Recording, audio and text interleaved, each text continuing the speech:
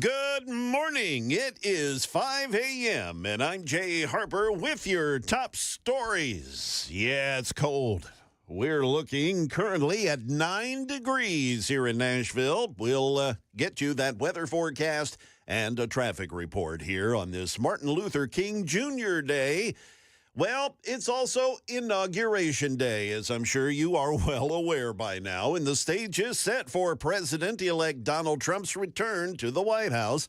ABC's Perry Russum is reporting from Washington. Trump returns to the Capitol today, taking the oath of office indoors because of the bitter cold. About 600 invited guests are expected to attend. Nearly 8,000 National Guard troops from 40 states are protecting the events. Thousands of anti-Trump protesters gathering on the National Mall over the weekend. Trump is back! A far different mood about a half mile away. Crowds waiting to get into Trump's rally last night, holding up a cutout of Trump riding a surfboard. President-elect Trump has selected Governor Bill Lee's former deputy counsel Clark Milner to serve as his special assistant and senior advisor for policy. This election comes shortly after Mr. Trump announced his pick for U.S. Deputy Secretary of Education as Penny Schwinn, who previously worked under Governor Lee as the Tennessee Commissioner of Education. In this role, Milner would primarily focus on domestic policy. Back here in Nashville, a man is dead after an argument led to a shootout between two people in two vehicles in Antioch. That's according to Metro Nashville Police. Police responded to the shooting call just after 1 o'clock this morning at a strip mall at Hamilton Crossings, but when they got there, there was no victim there. However, police did find bullet casings in the parking lot of that strip mall. Police said the victim was later dropped off in a personal vehicle at TriStar Century Farms emergency room where that person died. Police have said the car that dropped the victim off just drove away. Investigators determined the two vehicles were involved in the shooting and both left the scene. The market numbers report this morning brought to you by Beacon Capital Management. You can find them online at beaconcm.com with a weekend wrap-up. Here's Chuck Sievertson. Trading resumes Tuesday after Monday's Martin Luther King holiday and after U.S. stock indexes rallied to close out their best week in 2 months Friday. Among the reports due out this week that could affect stock prices, the regular initial claims for unemployment insurance Thursday from the Labor Department, and Friday reports on manufacturing, consumer sentiment, and existing home sales. SLB helped lead the market after the provider of oil field services said it will deliver more cash to its shareholders through dividends and a stock buyback. Big tech also lifted the market Friday amid hopes the Federal Reserve may cut interest rates later this year. Treasury yields held relatively steady in the bond market after sharp drops earlier in the week helped boost stocks. The booming solar industry has found an unlikely mascot. The industry puts sheep to work chewing the grass instead of using gas-powered lawnmowers beneath hundreds of thousands of solar panels. Let's go ahead and get to the market numbers before the opening bell. The Dow futures up 22, S&P 500 up 5 1/4, and NASDAQ futures up 36. That is the latest news. We've got your traffic and a chilly weather forecast. That's all coming up. I'm Jay Harper, WTN News.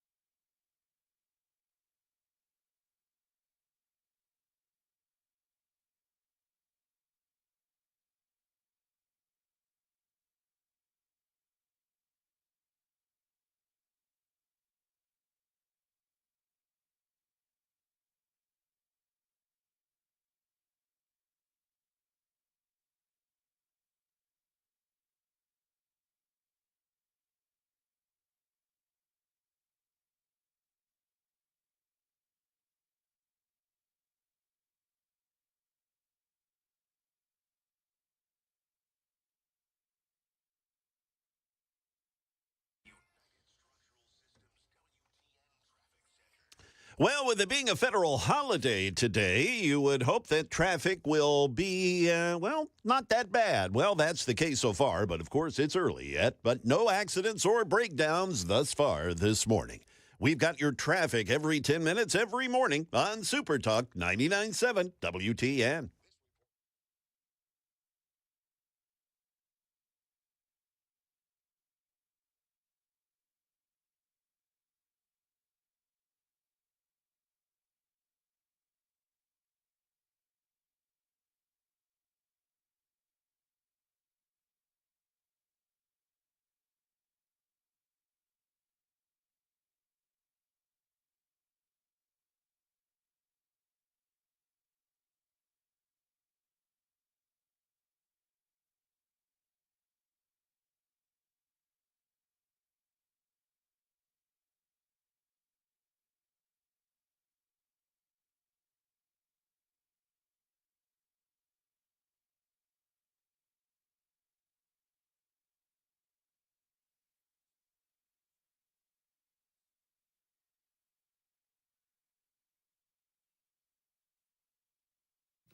.507 Nashville's Morning News on Super Talk 99.7 WTN. Good morning to you, friends. Hope you are doing well. Inauguration Day. Man, what a journey. What a journey from 4 years ago to this moment right now. And I got to tell you that I have not looked forward to a broadcast like this for a long time. I'm very excited. Brian Wilson, of course, will be joining us live from Washington, D.C. a couple of times today. First one at 6:05, and the second one, I believe, at 7:35. We also have Congressman Scott DeJarlette scheduled for 6:35. We'll see what happens with him. Also, Senator Bill Hagerty will be joining us at 7:05, getting both the perspective from the House of Representatives and also the Senate. Really looking forward to the show today. Also, coming up, I'm really looking forward to this as well, because there's some news here, and we got a lot to catch up on from Friday. But you know that all of the proceedings have been moved to now indoors. Michael Chester, the band director with the Stewart's Creek High School Band, the kids go all the way to Washington, D.C., only to have the rug pulled out from under them. They don't know if they're going to be able to perform. And so they get there, and everything's been moved indoors. And a lot of these bands that were set to perform, now they're being told that they're not allowed to perform. And so they've been working, behind the scenes. It has been incredible. So they're trying to figure out if they're going to be able to perform.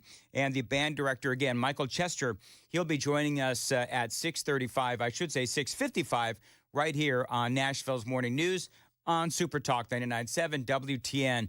Donald Trump, there's no other way to describe his speech last night in Washington, D.C. It was absolutely epic. We won. We won. Thank you very much, everybody. What a good feeling. We like winning, don't we, huh? We're going to make our country greater than ever before. Hello, Washington, and hello, America. We're all over America. Yes. Millions of people watching, no doubt. And far as the news goes today, there's just so much. And so I'm just going to cover as much as I can today. One of the biggest stories out there is Donald Trump. Do you know how many executive orders he's going to sign if you haven't been online? 200 executive orders. Just so we're clear, the record was set by Joe Biden. The current record was set by Joe Biden 4 years ago when he signed 9. Now, after Donald Trump is done, he will have signed 200 executive orders today. Oh, you're going to have a lot of fun watching television tomorrow. Somebody said yesterday, sir, don't sign so many in one day. Let's do it over a period of weeks. I said, like hell, we're going to do it over weeks. We're going to sign them at the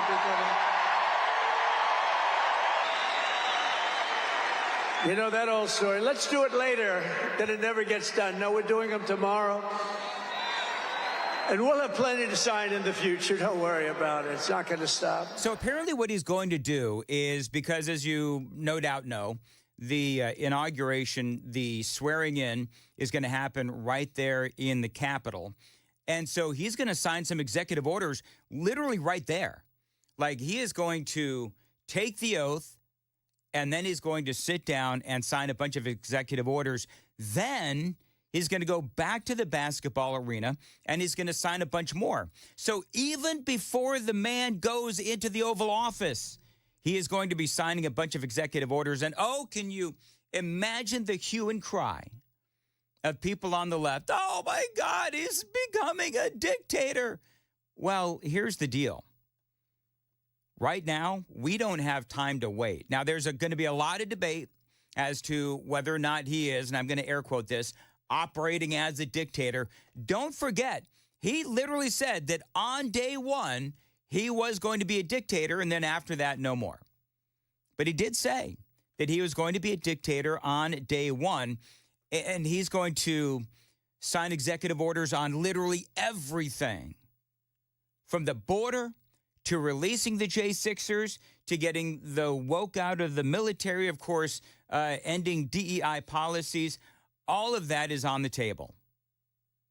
And it's going to be very interesting. I cannot wait to see the reaction. He also says, as a first step toward restoring transparency and accountability to government, we will also reverse the overclassification of government documents. And in the coming days, we are going to make public remaining records relating to the assassinations of President John F. Kennedy, his brother Robert Kennedy, as well as Dr. Martin Luther King Jr., and other topics of great public interest. It's all going to be released, Uncle Sam.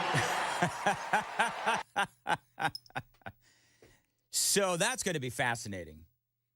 And here's what he didn't say, is that he didn't talk about his own assassination attempt. I really want an investigation into the Secret Service. I want an investigation into what happened, special counsel, whatever needs to happen. I want an investigation into what happened that day, because there were so many security failures that the president-elect, very soon I'll be able to just call him the president, but Trump needs to get to the bottom of that, because if there are traitors in the Secret Service, I don't know. We need to find out. By the way, the president also saying, and of course, maybe you know about this, maybe you don't, but... And as of today, TikTok is back. Oh, yeah.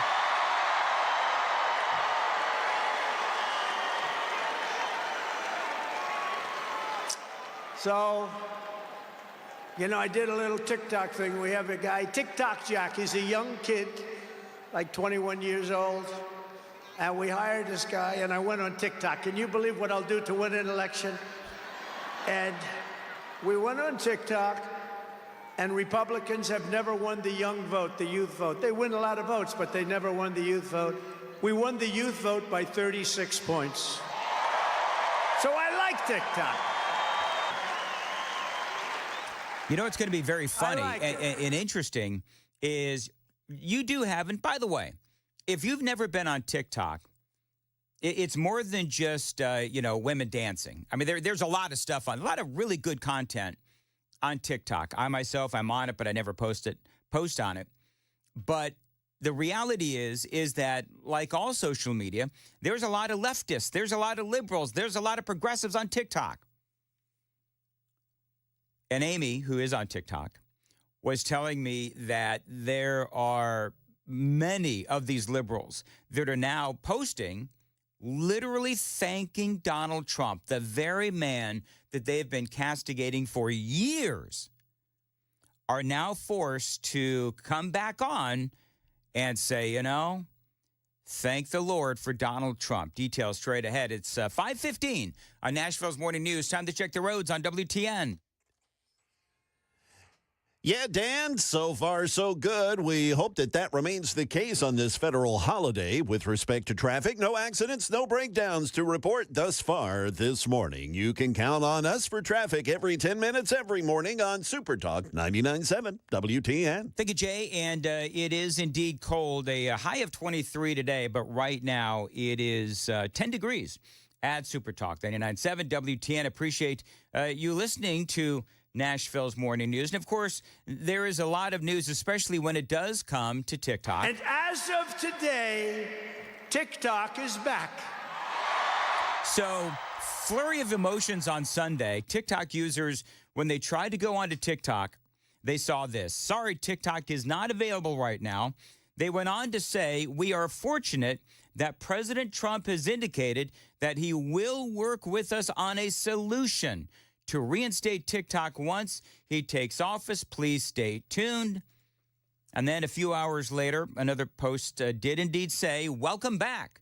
Thank you for your patience and support. As a result of President Trump's efforts, TikTok is back in America.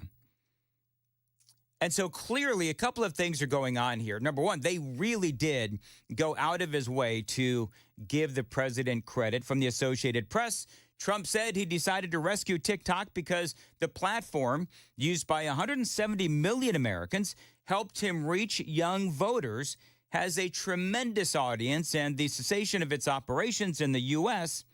would cost American jobs. Now, that is true. Because did you know this? So in the apartment world, in the apartment industry, there were people that were posting that there's a lot of folks that use TikTok, make money off of TikTok, and they were worried that people weren't going to be able to pay their rent.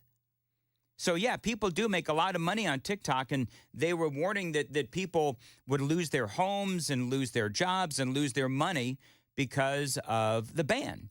And so now, of course, Trump, he looks like a hero to a lot of those younger progressives that, again, for the last 4 years, they've been calling him Hitler. Approved, they're worth like $1 trillion. They're worth some crazy number. So I said, I'll approve, but let the United States of America own 50% of TikTok. I'm approving on behalf of the United States. So they'll have a partner, the United States, and they'll have a lot of bidders, and the United States will do what we call a joint venture. And there's no risk. We're not putting up any money. All we're doing is giving them the approval, without which they don't have anything. So I don't know. It sounds like that works. What do you think? Good? I think so. So here's the awkward, is that there's a lot of Republicans and Democrats that wanted TikTok shut down, including, by the way, Scott DeJarlette. I'm going to ask him about this at 6:36. I'll be asking Senator Bill Hagerty about this at 7:06. What does he think? Tom Cotton posted this. Any company that hosts, distributes, services, or otherwise facilitates communist-controlled TikTok could face hundreds of billions of dollars of ruinous liability under this law that they passed, not just from the DOJ, but also under securities law, shareholder lawsuits, and states' attorneys general. He says, think about it. So there's going to be a battle within the Republican Party. One of the things that Trump has said in his executive order that he's getting ready to sign regarding TikTok, he wants to give them 90 days to work out a deal with an American investor, a partner. And part of that executive order will be ensuring that these companies that allowed TikTok to get back online, that they will not be prosecuted, they will not be fined, they will not face any kind of liability from the federal government. So that's all part of it. What did Mike Johnson, Speaker of the House, say about all this? It's, again, I find this really interesting because there is going to be a battle. And I don't know if this is really the battle that Republicans want to engage in with the president, because you simply cannot deny, and I've shared with you the numbers, but you simply cannot deny that part of the president's victory in November was because of TikTok and how popular he is on TikTok. That sold a lot of his policies to the younger generation. So we'll have to see what happens. 5:20 on Nashville's Morning News on Super Talk 99.7. Jay Harper is in for Joan Jones. And Jay, what's coming up at 5:30? Yes, sir, Dan. Donald Trump. Yeah, you've already kind of alluded to it. He plans to put the pedal to the metal with his agenda just almost immediately after his inauguration today at noon Eastern Time. We'll tell you some of what he's got planned. Also, more wildfire threats for Southern California. We'll have those stories at 5:30 on Super Talk 99.7 WTN.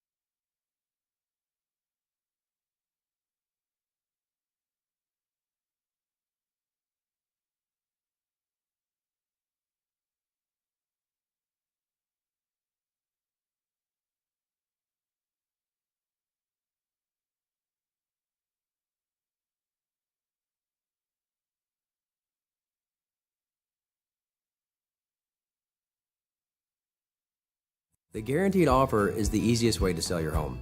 It's really simple. We bring you an all-cash offer. You close in as little as 21 days.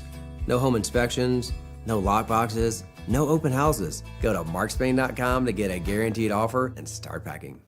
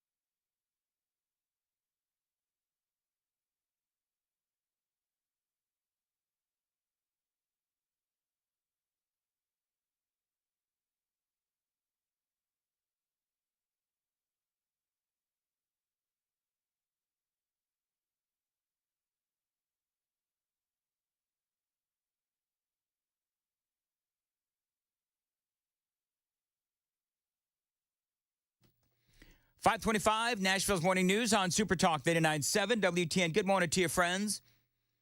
By the way, the Super Text line is open at 615-737-9986. Brian Wilson, live from Washington, D.C. He'll be coming up at 6:05 right here on Nashville's Morning News on Super Talk 99.7 WTN. Right out of the box, the Republicans are going to have a fight with Donald Trump, although I don't know really how big of a fight there will be, but the president saving TikTok. And there's going to be a lot of Republicans and a lot of our local Republicans here. You've got Andy Ogles and Scott DeJarlette and others who have voted in the past to ban TikTok. And now President Trump has saved TikTok, and he is making sure that he gets all the credit. Mike Johnson, Speaker of the House on Sunday morning, said that he actually wants to see China fully divest from TikTok. This is what he had to say. If you do approve, they're worth like $1 trillion. They're worth some crazy number. So I said, I'll approve, but let the United States of America own 50% of TikTok. I'm approving on behalf of the United States. So they'll have a partner, the United States, and they'll have a lot of bidders, and the United States will do what we call a joint venture. And there's no risk. We're not putting up any money. All we're doing is giving them the approval, without which they don't have anything. So I don't know. It sounds like that works. What do you think? Good? I think so. So the crowd seemed to be excited, the ones that were there inside the arena. But again, Mike Johnson on Meet the Press says that he wants to ensure that our national security is safe. Why should Americans have confidence? That's the question. We don't have any confidence in ByteDance. They had 270 days to be exact. The law is very precise. And the only way to extend that is if there is an actual deal in the works. Now, Kevin O'Leary and I think maybe even Elon and others have talked about buying it. I think Kevin O'Leary has an offer on the table. I think President Trump is probably intrigued by all this, and he likes to make deals, as you know. So we're very hopeful that that can happen, and that 270 million American people who enjoy the platform can enjoy it, but enjoy it safely and not have their data being mined by our nation's enemy. So part of the deal here, and I talked to a lot of folks, and part of the deal, I believe, is that the TikTok users, they don't necessarily worry about, and I'm just going to put this in air quotes. Don't get mad at me. I'm just relaying the story. A lot of these TikTok users and a lot of Americans, you know, when we hear national security, and I'm air quoting national security, they don't really see that from a personal perspective. Unless they fraudulently have their bank accounts drained by being on TikTok, I don't think that they necessarily worry about this concept of national security. I just don't. I think that people are making money on TikTok. I think that they see a lot of things on TikTok that they like. They learn a lot on TikTok. And this whole concept of national security is not necessarily something that they're worried about because, and I will tell you from my perspective, and for me, TikTok, ban it, don't ban it, whatever. I find the drama between Republicans and Trump, this is going to be fascinating. But to me, if you really want to start focusing on national security, there's a lot of things that you can do to fix our national security, not just ban TikTok. The other thing you can do is stop the enormous spending. That is also a threat to our national security. A lot of the things that Donald Trump wants to do will help our national security. The question about TikTok, we'll have to see where that goes. Again, Scott DeJarlette at 636 and Senator Bill Hagerty coming up at 7:05 right here on Super Talk 99.7 WTN.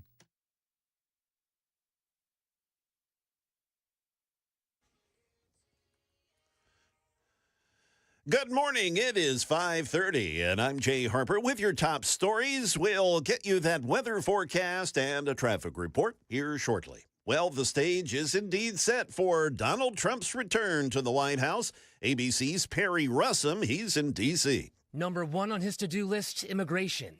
Trump is expected to declare a national emergency on the U.S.-Mexico border, order troops to build more infrastructure along the border, and relaunch his Remain in Mexico policy for migrants. Federal agents were also expected to plan mass deportations in Chicago and other sanctuary cities, targeting high-priority criminal targets that DHS teams have been investigating for months. Extreme winds forecast to be returning today to Southern California, which, as we know, has been besieged by deadly wildfires.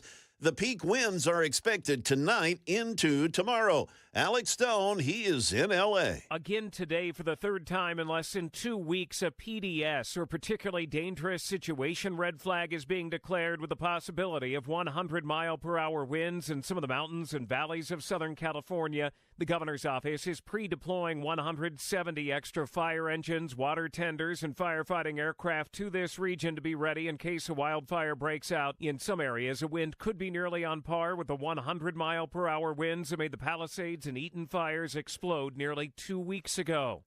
3 Israeli hostages are reunited with their families after being held by Hamas for the last 15 months. Their release is part of a ceasefire agreement that went into effect yesterday. The deal also includes the release of dozens of Palestinian prisoners being held by Israel, and large amounts of food and aid for people in Gaza. ABC's Jordana Miller is in Jerusalem. Across the Gaza Strip, we've seen really scenes of celebration, not just by Hamas, who's claiming victory, since they have not been completely, wiped out, but also tens of thousands of Gazans dancing and celebrating. Remember, for those people, this is the first day in more than 15 months where they can go outside and they don't have to worry about being killed. That is the latest news. Traffic and weather are next. I'm Jay Harper, WTN News. Hey, what's up, guys? It's Matt Murphy in the middle of downtown Franklin, Tennessee. We've talked so much about Savory Spice. I thought, why not show you the place? So let's go on in and see what's popping at Savory Spice. As I've always said, you will smell the spices even before you walk in. I can smell them right here in the doorway. Come on in and let's introduce you to the one and only Holly, who is the owner and proprietor of Savory Spice. Say hey, Holly. Hello, everyone. Now, enough about Holly. Let's talk about spicy and easy products like the incredible taco soup, which, as I said, you put this in a crock pot, you put all the ingredients that it tells you to buy right there, you put the spices in, and it's so easy. So if you don't know what you're doing around the kitchen, it's a perfect way to find your way around the kitchen, as is the Mediterranean dill risotto. Now, for the holidays, pumpkin pie spice. What doesn't it have, Holly? Pumpkin. Doesn't have any pumpkin in it. That's a fun fact for all of you kids out there. Now, if you stop by Savory Spice, either in the Franklin location or at L&L Market, you can get yourself a sample of the dill dip, which is my absolute favorite. Just tell them Matt Murphy sent you to Savory Spice with purchase now. So come by Franklin or L&L Market in Nashville and come see Holly and the entire crew at Savory Spice.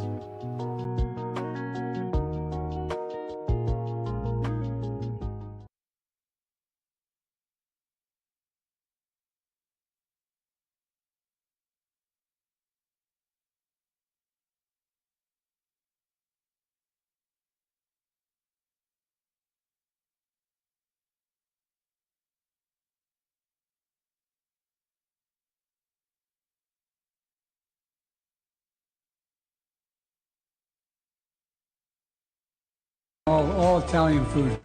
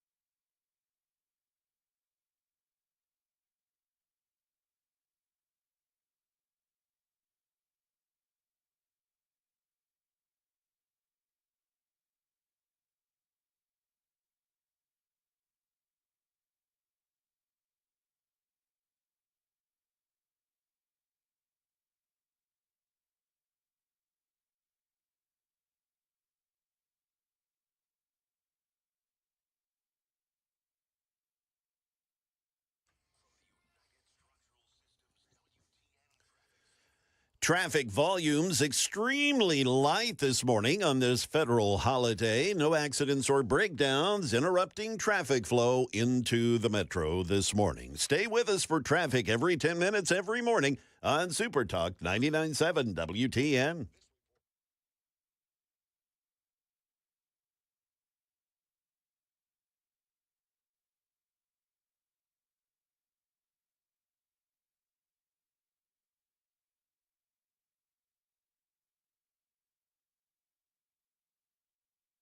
It's 5:36, Nashville's Morning News on Super Talk 99.7 WTN. 30 minutes away from Brian Wilson.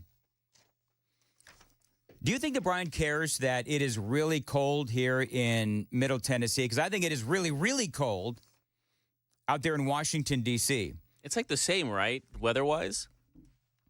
I don't think so. Well, we'll talk about it with Brian. Yeah. Because I don't know. Jay, do you know how cold it is in Washington, D.C.? No, I have not looked that up. But, when I was watching that Eagles-Rams game yesterday in Philly, they had all that snow. We were colder than them yesterday while they were getting all the snow. We were in the 20s. They were at about 34 degrees. Do you know that I didn't even go outside yesterday? Like, if you go and you look at my house right now, you will see that there is a bunch of cardboard boxes right outside of my front door that my lovely wife asked me to take to the trash. I literally put them outside of the front door. And they're still there? I mean, because it was very windy yesterday. They're still there. Yeah, well. They're still there. So, yeah, it is cold. We'll get the complete forecast. I love, Jay, you'll appreciate this. So, KGB Jeff Malinoff, he is just starting here on the program. And he doesn't actually know that I'm a little Ron Burgundy-esque. So if you put something in front of me, I will read it. And so I got my weather today. You can't see this on the radio, but the people on Super Talk TV can. He puts an F-bomb in my weather forecast. Well, okay, He says weather blanking cold. He inserted the F-bomb in my weather forecast. You know that I would probably read that. Yeah, that's dangerous, man. So I had to cross totally it out. not me trying to get you fired for Putin's job. That's what Putin hired me for. Is that what it is? Yeah. To take out the conservatives one way or another? No, just you. No, just me? Okay, very good. By the way, I am wearing a Trump hat today. I'm wearing 45, 47. And so that is my Trump hat. I usually don't wear Trump apparel. I don't know if I've ever actually worn Trump apparel. But I'm wearing one today because it is a very special day. Jay, are you on TikTok? I have an account, but I don't really do much on that. I mean, there's so many platforms. It's hard to keep up with all that stuff, so not really. KGB is apparently on TikTok, appropriately so, because, Well, I just started like a week or so ago, and like one of my videos kind of, I think I got like 20,000 views on one of my posts. I'm like, wow. Maybe I should give this a try. Okay, so you are a puppet for Xi Jinping? Absolutely. Is that what it is? I tell you. I'm having breakfast with him in a couple days. Yeah, my daughter is into it big time. She's a 30-year-old woman. Yep. She's got like 6,000 followers on TikTok. And I mean, she's always posting stuff on there. And she has a couple of posts that have gotten close to 1 million views. So that's the thing. Now, does she make money on it? I don't think so. So I personally, again, and I said this in the monologue, so I'm not going to spend a lot of time on it, but I think that there's a lot of people that make money off of TikTok. And one of the things that I said is until you are personally impacted, and I know that there's going to be people that are going to be saying, well, of course, Americans on TikTok are personally impacted by China data mining off of TikTok. It's a national security concern. I understand that that's what some will say, but if you ask your average TikTok user, they'll tell you my money is still in my account, my credit is good, and I haven't been personally impacted by being on TikTok. I just haven't. The other thing that I would say is that if you're really concerned about national security in China, somebody pointed out, and I did mention this last week, I think, where China literally has their claws in everything America, including, a lot of our medicines and a lot of other things. They buy up our debt. I mean, I could go on and on about China having their hooks in America. So I don't know. To me, it kind of falls on the whatever stage. You know what I mean? I think that TikTok, I think that overall for conservatives, I think it is smart for Trump to, from a political standpoint, I think it's really smart for him to save TikTok. Because as he said in the audio that I played, now you have a situation where a lot of younger people on TikTok who hated him now love him. Yeah. So I think that that's huge. The cool factor, the coolness factor. What are you going to do with, now you're going to be working, Jay, at 11 o'clock when Trump actually takes the oath of office, correct? No, well, I'll be off the air here at 10:30. Oh, okay. Morning. Yeah. So I'll get to observe. All right, very I'm looking good. forward to it. Yeah, Amy and I, we're going to sit down. She's got the day off. It is, of course, also Martin Luther King Jr. Day. So we're going to sit down and watch it and celebrate. People are saying this video is in bad taste. I want you to follow me on @DanMandisShow on X. I posted this video, and the liberals who already are licking their wounds are saying that this is a classless video from Donald Trump. It was posted by the Trump War Room, and it's an eviction notice. At 12 p.m. Eastern Time, White House Senior Living will cease to exist, and its resident will be transferred to a Delaware facility on a permanent basis. At White House Senior Living, our residents feel right at home. Our vibrant facility offers delightful activities and outings. Round-the-clock professional care. And you've got Biden. He's walking very gingerly on the beaches, lugging that chair. You've got Jill Biden trying to help him with his jacket. He's looking all confused. And exquisite house-made meals. Well, I've been eating everything that's put in front of me. I've been eating all Italian foods, basically. And ice cream. And ice cream, chocolate chip ice cream. Oh, my God. The funny thing is, I mean, you listen to this, and he's eating pizza, and he sounds like he's 80, whatever years old he is, 80-something years old that he is. And he looks terrible. White House Senior Living. Oh, my gosh.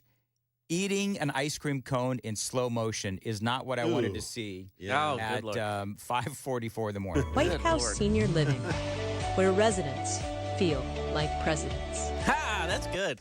So that is, if you want to see that, you can. It's on my X feed at Dan Mandis Show. Now, we have an official poll up again today. Remember, new to Nashville's morning news, the daily poll. The Daily Dan poll.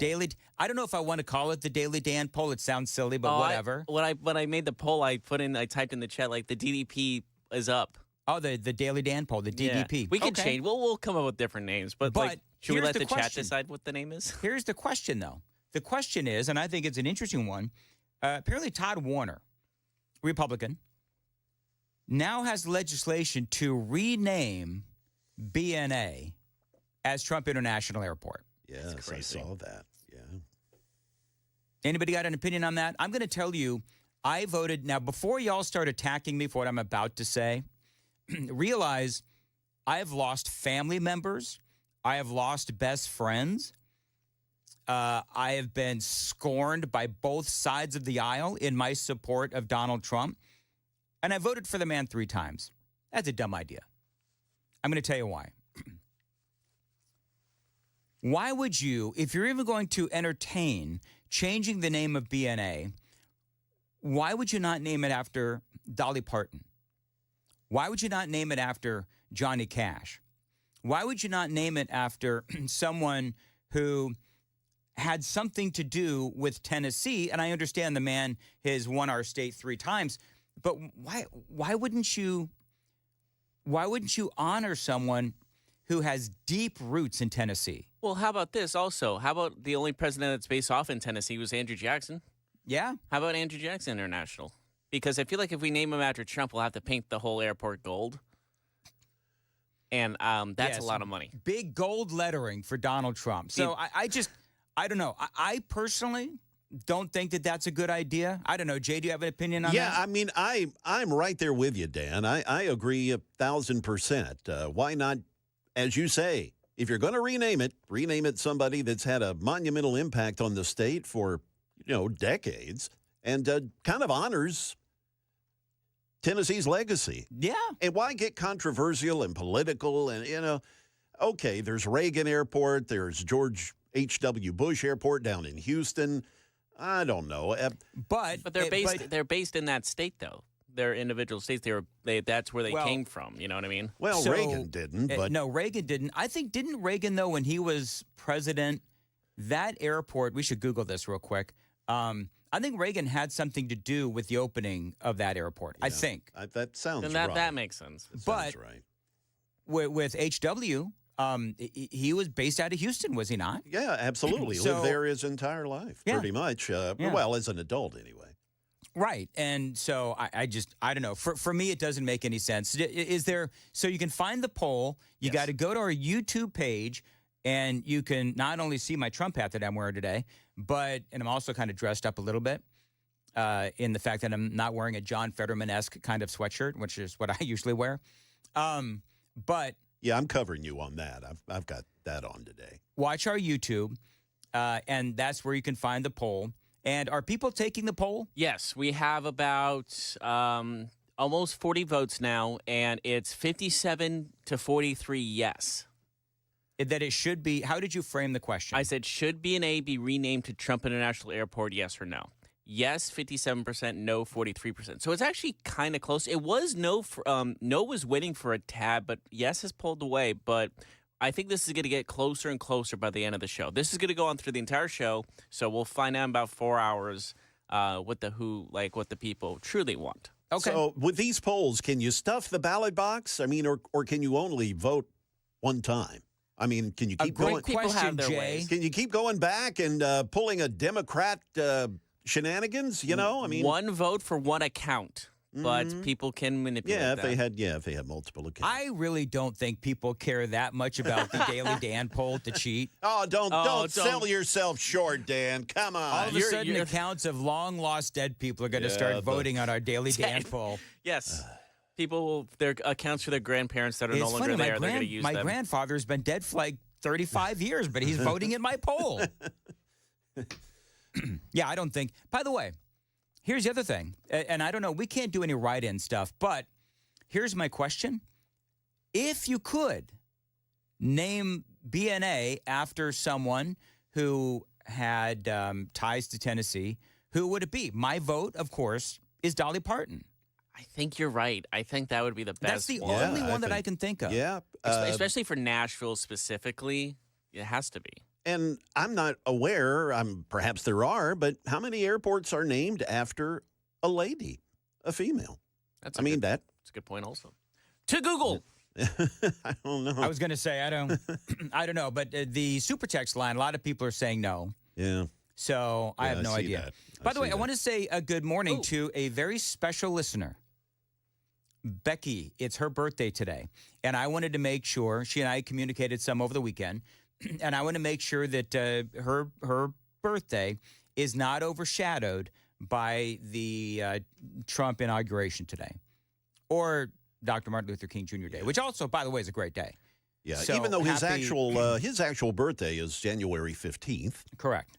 So happy birthday to Becky. So I do have the number for women airports. As of 2020, 15 are named after women. All right. Okay. Which is still a low number when you think about it. You know what? Do you have the list in front of you? I can pull it up. Let's see what I can. Okay, no. Jay, let's see if you and I can guess. I would be willing to bet there is an airport named after Sandra Day O'Connor. Is she on there? Well, this is strictly like all over the world. Oh.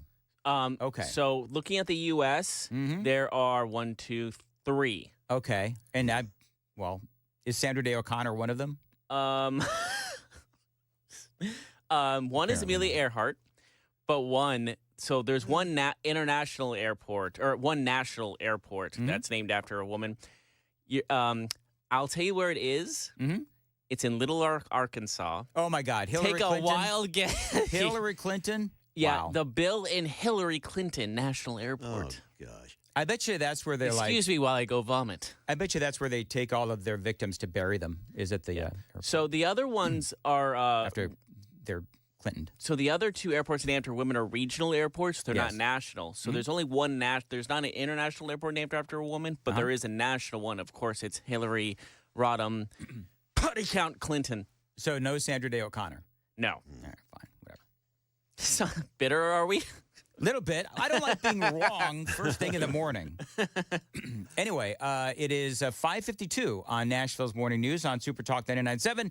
Jay Harper has the news coming up at 6. Jay, what do we got? Well, Dan, that's a good question. No, here we go. Yes, of course, Donald Trump, he's getting his pen ready for a record-breaking set of executive orders, and cold weather, just like we're experiencing here in Middle Tennessee, gripping much of the country. We'll have those stories and more coming up at 6 o'clock on Super Talk 99.7 WTN.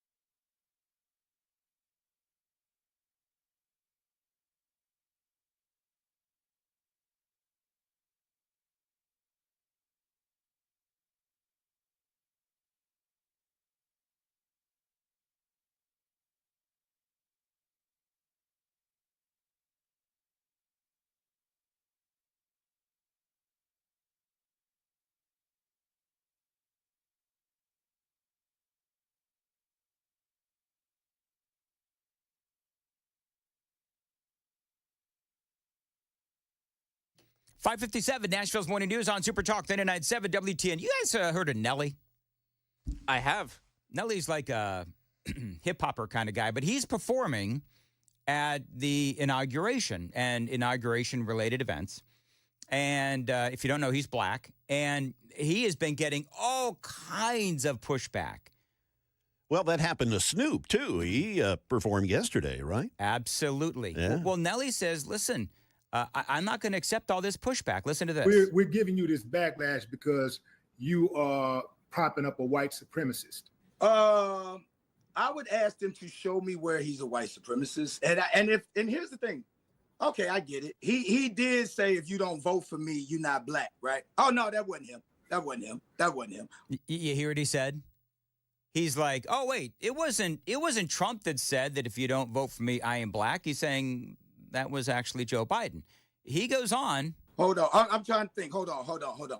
He did create. I know where you're going. He did create the crime bill in the 90s, which said that if you get caught with 5 grams of crack, you do a mandatory 5 years. That had mass incarceration. I think even the Vice President Kamala spoke on that part that said that the crime bill played a huge part. He didn't do that. Yeah, no. That wasn't Donald Trump. That was Joe Biden.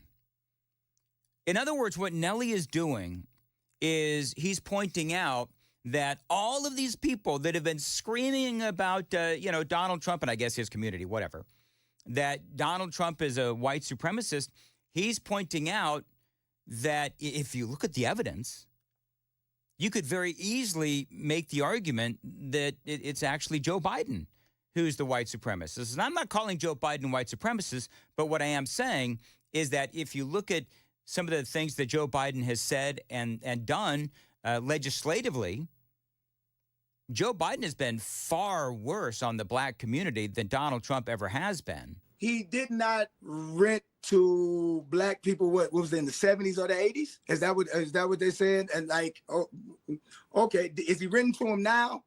So nobody's allowed to change, right? See, here's the thing. So we can talk about past, but we never want to talk about our past. I know I've been through a lot. If my past was what was going to prevent me from winning today, I wouldn't be here. There you go. You know what I'm saying? Now, I'm not saying that he ain't got some ways. That's not what I'm saying at all. That's why I'm not telling you who to vote for. There you go. Words of wisdom from Nelly.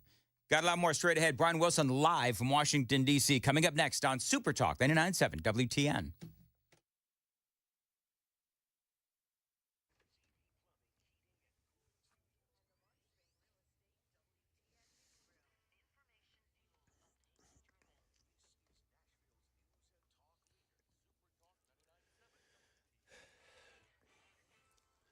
Good morning. It is 6 a.m. and I'm Jay Harper with your top stories. Hey, stand by. Dan's going to be checking in with Brian Wilson live from Washington, D.C. with all the inauguration info that'll be coming up here at 6:05 this morning. Yes, indeed, the stage is set for President-elect Donald Trump's return to the White House. ABC's Perry Russum, he reports from Washington. President-elect Trump is preparing to take more than 200 executive actions on his first day back in office. Trump at a rally in Washington last night. I will act with historic speed and strength and fix every single crisis facing our country. We have to do it. Number one on his to-do list, immigration. Trump is expected to declare a national emergency on the U.S.-Mexico border, order troops to build more infrastructure along the border, and relaunch his Remain in Mexico policy for migrants. Well, when I hopped in my truck this morning to head here, the temperature reading on my truck said 8 degrees. Yeah, we've got a chilly one working, and at least we're not dealing with snow, which is what they've been dealing with in the Northeast, but it is moving out of there now. Hitting New England after dropping up to 8 inches near New York City yesterday. ABC's Allison Kosick, she, I guess, is in New York right now. The NFL playoff game in Philadelphia, a winter wonderland. Aaron Williams lost the football. It's loose. The Eagles have it. Even the Washington, D.C. area seeing snow. Dangerously cold temperatures forcing the swearing-in ceremony of President Trump inside, but not stopping thousands from showing up. I actually have USB heated socks. I have USB heated thermals. More than half the country is now under cold weather alerts. Now let's turn to our market numbers report brought to you by Beacon Capital Management. They're online at beaconcm.com. With this morning's report, here's Jim Ryan. Stocks climbed Friday as the three major averages posted their first weekly gain of the year. The Dow Jones added 335 points to finish the week at 43,488. The S&P gained 1% Friday. The Nasdaq picked up 1.5%. TikTok is back. The platform went dark Saturday under a new federal law, but President-elect Donald Trump has promised a 90-day pause on the ban, which cites national security concerns since TikTok is owned by a Chinese company. On the day of her husband's inauguration, Melania Trump has launched her own cryptocurrency. The token, called Melania, has a market cap of just over $2 billion. It was trading this morning in London at $10.98. Starbucks says it must let people go to become more efficient. New CEO Brian Nichols says the company has too many managers and coordinators. He promises in-store staff will not be affected by this round of layoffs. Now let's look at the market numbers before the opening bell this morning. Well, I believe the stock market is closed today, but anyway, we'll still get you these futures here. Let's see. The Dow up 30, the S&P 500 up 3 3/4, and the Nasdaq up 33 1/4. That is the latest news. Traffic and weather are next. I'm Jay Harper, WTN News.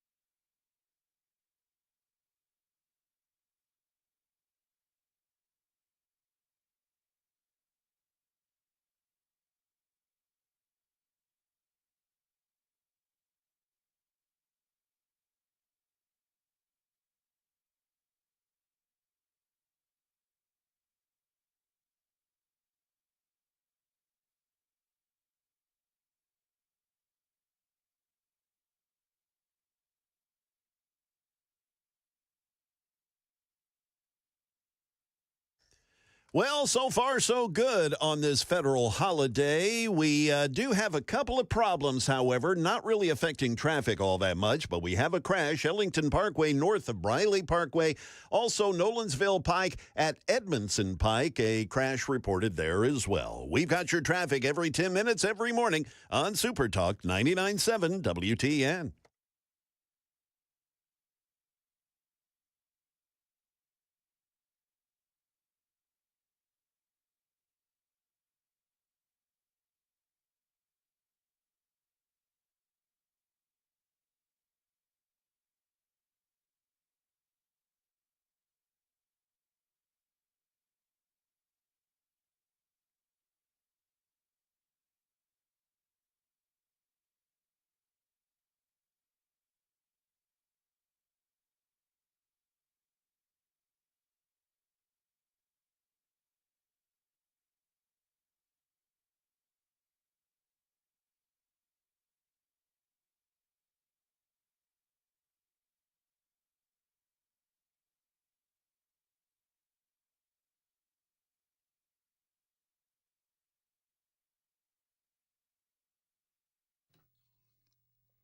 6:07, Nashville's Morning News on Super Talk 99.7 WTN. Welcome on in. It's Inauguration Day across America and the world. I want to welcome on into the program, Nashville's Morning News. Brian Wilson, he is in Washington, D.C. Brian, we're trying to figure out where it's colder, Washington, D.C. or Nashville. Now, right now, I show mostly clear skies and 10 degrees. Where is it where you are?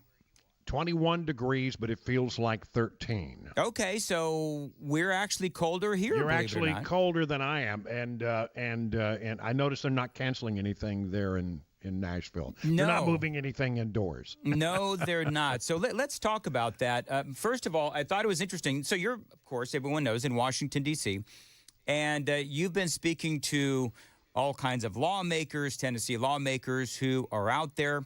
Our own Senator Marsha Blackburn said, yes, it had to move indoors, but she says it's not really going to impact the moment. What about the last-minute changes when everything got put indoors? Yeah, it is going to be bitter cold, single-digit temperatures, so they're following the template that was used in 1985 with President Reagan, and President Trump will take the oath indoors.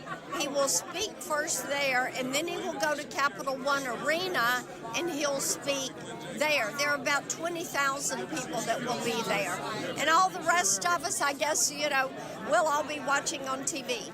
Brian, there's a lot of conversations, though, about why exactly this was moved indoors, because there's a lot of folks that have been reporting that there may have been some other security-related reasons why it was moved indoors. Well, they've been asked about this repeatedly, and the answer keeps coming back. It is about the weather. We didn't want to put people through this.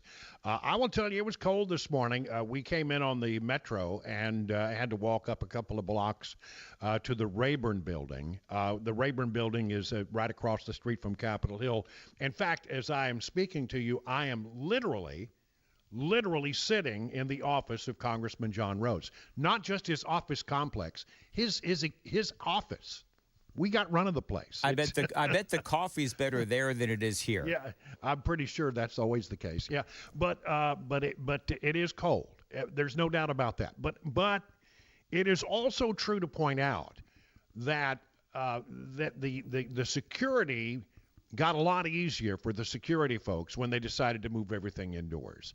You're moving it from the outside front of the west front of the Capitol into the rotunda.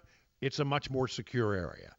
The only people that will be in that rotunda will be people who were going to be on the platform with the president as he took the oath of office. And so that's much more secure for them to sort of control. And there won't be a 16-block parade. It's going to be moved over to Capital One Center, and they're going to be doing sort of an indoor parade, if you will. So, and that's much easier for them to secure. So it got easier for them. If there were security concerns, they got a lot easier to handle by moving all this indoor. But they are officially saying, no, that's not it. It is all about the weather. Speaking of which, by the way, everyone remembers Michael Chester, the band director with the Stewart's Creek High School Band. They're going to be joining me at 6:55 later on this hour, and we're going to find out. Brian, they went all the way. They actually raised that $120,000. Right. And Tractor Supply actually donated like $40,000. So Stewart's Creek High School, the band, they were able to raise that $120,000. They went all the way to Washington, D.C., only to be told, well, we're not sure if you're going to be able to play. It's not at all clear at this hour what's going to happen there. I understand there have been some conversations that have been ongoing, trying to resolve that, and I don't know where that all stands. But I know that they don't have a definitive yes or no on whether or not they're going to perform. That's what I've been told. There's a lot of protests. I mean, we're talking about security and safety and all that. I've seen a lot of protests in Washington, D.C., a lot of folks marching up and down the streets. Hey, ho, ho, Donald Trump has got to go. Hey, ho, ho, Donald Trump has got to go. Is it just me or do they sound a little listless? Yeah, it's been underwhelming, at least what I've seen. I mean, there have been a few thousand people that would show up. to protest this inauguration. But from what I can tell, it's been a very muted response. The fact of the matter is, and this is true, because I've covered a lot of protests in this town. When the weather is cold, it's really interesting how the protests don't develop in a big way. Isn't that something? Interesting. I mean, when it's really, really cold, or the weather's bad, or there's rain, or whatever it is, if there's any kind of bad weather, the protests become a much smaller affair. Only the true believers are out there in the bad weather. And so, I don't know what's going to happen. We're prepared for anything here today. What happens, we're going to be here to cover it for you. But it does seem to me like the protests have been rather muted.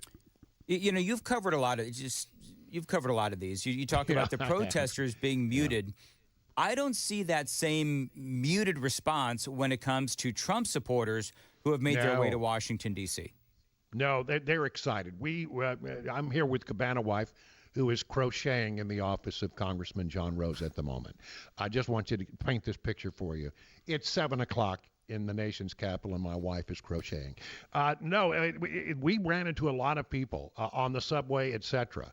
And they're pumped. I mean, people are really, really excited. We were at the Capitol Hill Club, which is sort of like a club that's run by the Republicans just off of Capitol Hill last night for an event, and people were there. The place was packed. Elected officials were there from all over the country. A lot of Tennesseans and Kentuckians were there. And everywhere you go, people are truly excited for what happens today at noon. It is a remarkable story. A man who basically did not win re-election, sits out for 4 years, comes back and is able to redeem himself and to win election after all the things that they threw at him. It's a remarkable, historic event, and it's going to be really interesting to see, I think, later today when he starts to unveil. There may be as many as 200 executive actions. Yeah, but about 100 executive orders. The amazing thing is that the previous record was, 9 set by Joe Biden? Yeah, this blows it all away. And I'm sure that as soon as these things start to drop, you'll hear the other side come out of the woodwork and say, we're going to challenge that in a court of law. So all of these things may get challenged in a court of law. But you know what? That's the way it was with Biden. He came in, changed a lot of things on day one, and then it took a long time for us to sort of peel some of those back through the court of law. But one way or the other, Donald Trump's coming in to make a statement. The number one statement is we're going to secure the borders, and we're going to do whatever we can to make this country safe again and begin a deportation effort that we are told is going to be second to nothing that there's ever been seen before. So it's going to be a very, very eventful day, a lot of ceremony, a lot of pomp, and a lot of people who are going to be over at Capital One Arena later today to celebrate. We are told that the president-elect will he'll go to church. He'll have tea with Biden. Yeah. He'll come to the Capitol. They will begin the swearing-in ceremony about 30 minutes before the noon hour here on the East Coast. He'll be sworn in. He'll have a dinner.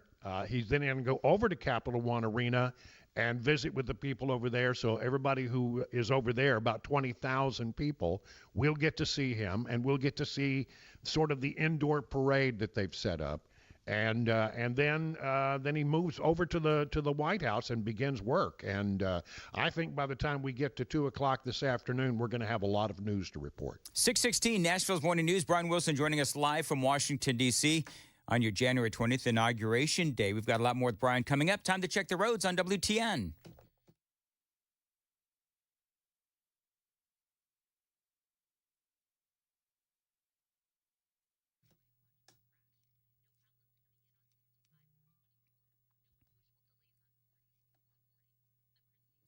.616 as far as your weather today here in Middle Tennessee. Cold, really cold, with a high of 23. Right now, 10 degrees under mostly clear skies. Appreciate you listening to Nashville's Morning News on Super Talk 99.7 WTN. John Rose spoke to you, Brian, yesterday, and he was talking about, the congressman was talking about his excitement. Well, so excited, and it can't get here soon enough. And as I reflect on this event, momentous occasion, I can't help but look back to 4 years ago when I was so proud to object to the election results then. I think the recent election puts that in context, greater context.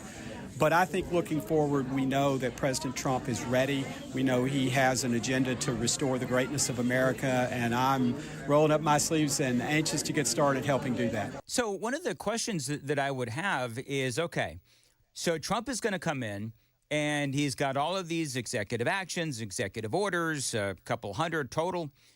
And where does that leave Congress? I mean, if he's going to do all of this, then do you think that they're going to try to utilize legislation to support what the president wants to do, to make laws?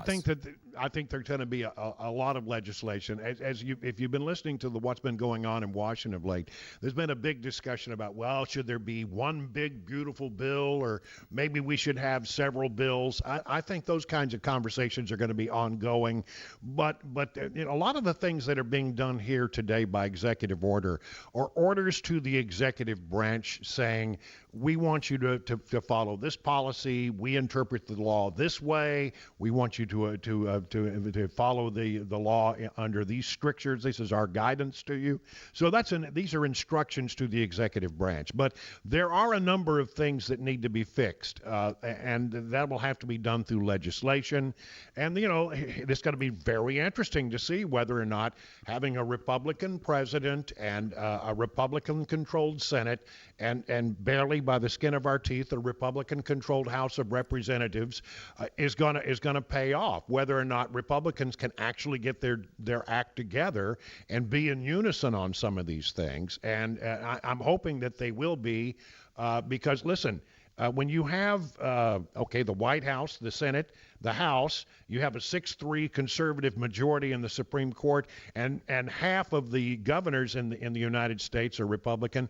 You know, if things don't go well now, there's really not going to be anybody else to blame but the Republicans, because they have control. And there should be nothing that stops the Trump agenda from going forward, unless Republicans do what they do sometimes to start squabbling among themselves. Brian, I've only got 30 seconds. How big of a deal do you think this disconnect with within the Republican Party is going to be on TikTok? You know, I'm very interested to find out, you know, what the reaction is going to be to that. Donald Trump wants to turn TikTok back on again, and he may be able to do that through executive order, although it's not clear at this point whether that will hold up one way or the other. He wants to find a way to solve that problem, but if no solution can be found, TikTok, until it finds a U.S. owner, somebody who can buy the company outright and have U.S. control of TikTok, it's not going anywhere. All right, Brian. Brian Wilson, live from Washington, D.C. You're going to hear him all day right here on Super Talk 99.7 WTN Live. I got to say very quickly, one must thank our sponsors for this trip, Busy Bee HVAC. We could not do it without their support and their sponsorship. Thank you very much for that. All right, gotta love Busy Bee. And thanks, Brian. We'll talk to you again very soon. Scott DeJarlette, Congressman Scott DeJarlette. He is coming up at 6:35 right here on Nashville's Morning News. Coming up right before the news with Jay Harper, we are going to hear a little bit from the president on what he wants to do regarding illegal immigration. He had an epic speech last night. Details straight ahead on Nashville's Morning News on Super Talk. Jay Harper is going to be doing the news at 6:30. Jay, what you got? Yes, sir, Dan. So what are the anticipated themes of Mr. Trump's inauguration address? We'll have some insight. And renewed wildfire threats in Southern California. We'll have those stories at 6:30 on Super Talk 99.7 WTN. All right, thank you, Jay. DT McCall's. Big news for my friends at DT McCall's. Listen, they've been selling their gun safes sales tax free for quite some time now. This is going to end. Your opportunity, your window is going to close. So if you want to get a gun safe from DT McCall's sales tax free, then you've got to go there today and check them out, because, you know, DT McCall's is the largest Liberty Safe dealer in the state of Tennessee. Number of different reasons, but one of the biggest ones, free delivery and setup. That's right. Now, other places going to charge you at least $500 for delivery and setup in bigger models, $300 for smaller ones. But at DT McCall & Sons, they deliver every safe for free every time, period, and no setup charge either. So save some big bucks right now on your Liberty gun safe when you shop at your local DT McCall's. Find them online, dtmccalls.com, for locations and information. 5 locations across Middle Tennessee. Always tell them Dan Mandis told you to reach out. Carthage, Cookeville, Lebanon, Lafayette, Franklin, always online, dtmccalls.com.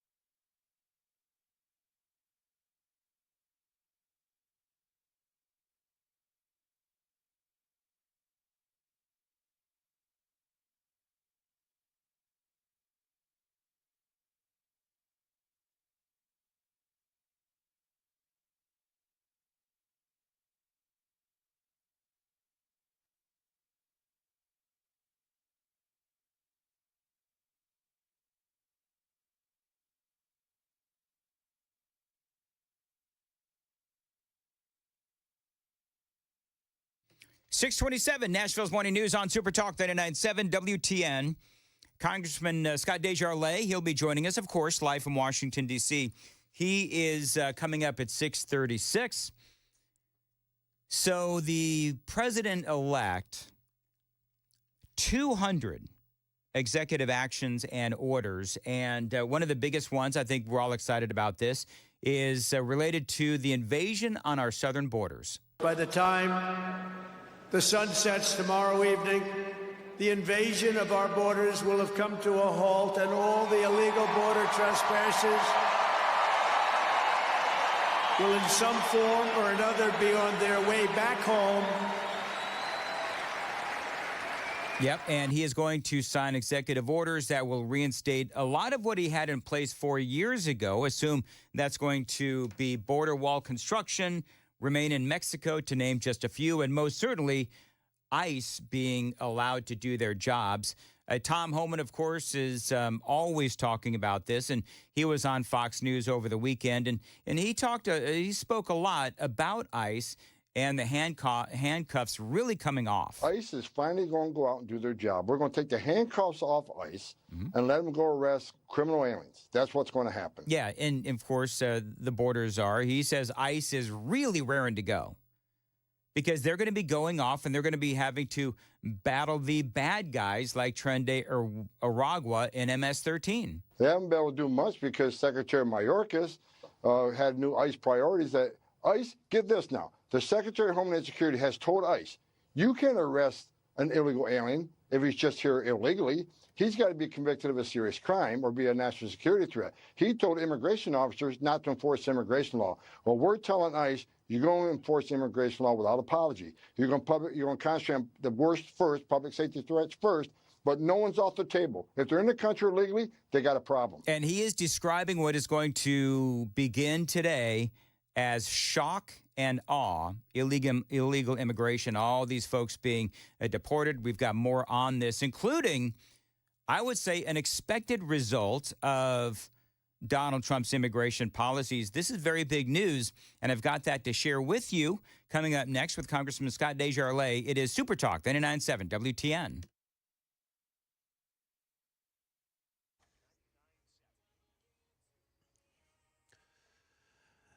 Good morning. It is 6:30, and I'm Jay Harper with your latest news. Yes, as Dan mentioned, Congressman Scott DeJarlette will be chatting with Dan here in just a few minutes, so you're definitely going to want to stick around for that.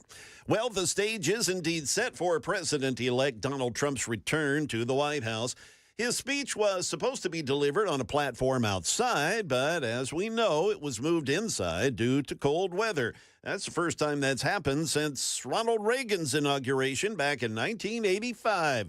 ABC's Karen Travers has the latest on what's he is expected to say in his inaugural address. Advisors to President-elect Trump say he's expected to call for a, quote, revolution of common sense during his inaugural address inside the Capitol today. The theme of his speech will be restoring confidence. Trump told ABC this weekend he'll focus on themes of unity, strength, and fairness. Trump will say, according to excerpts provided by a senior advisor, quote, I return to the presidency confident and optimistic that we are at the start of a thrilling new era of national success. He'll say a tide of change is sweeping the country. Moving out west now, Southern California is yet under another red flag fire warning. There's a chance of 100-mile-per-hour winds through tomorrow, which would rival the winds that caused those two deadly fires to break out earlier this month. ABC's Alex Stone has more from Los Angeles. This wind event is beginning to look more and more severe, with peak winds hitting tonight into Tuesday and possibly close to the 100-mile-per-hour incredible winds we dealt with close to 2 weeks ago that made the Palisades and Eaton fires explode. Southern California Edison is warning power will be shut off in some areas to prevent wildfires. 170 extra fire engines, water tenders, and firefighting aircraft are being pre-deployed by the governor's office. The stock market is closed today for the Martin Luther King Jr. holiday. However, we still have a market numbers report brought to you by Beacon Capital Management. They're online at beaconcm.com. Numbers before the bell that happens tomorrow. The Dow futures are down 18, S&P 500 down 3.5. The Nasdaq, however, is up 0.5 point. That's the latest news. Traffic and weather are next. I'm Jay Harper, WTN News.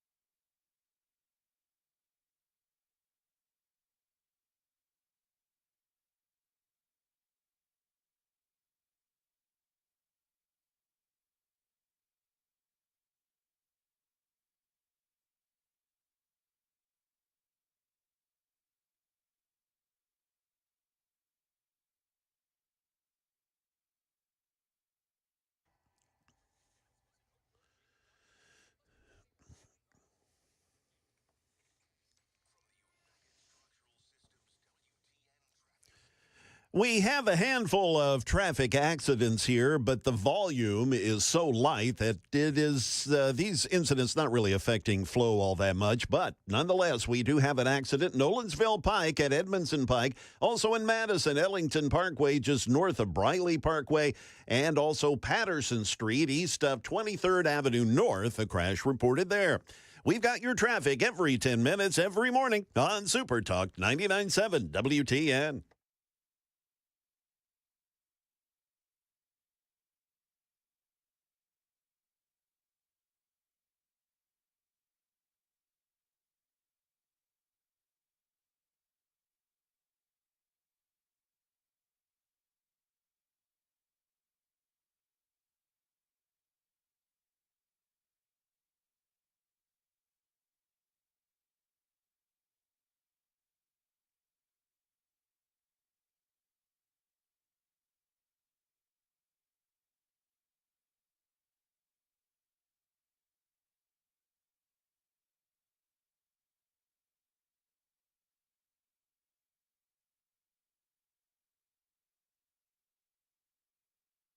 .636, Nashville's Morning News on Super Talk 99.7. By the way, yes, it is cold.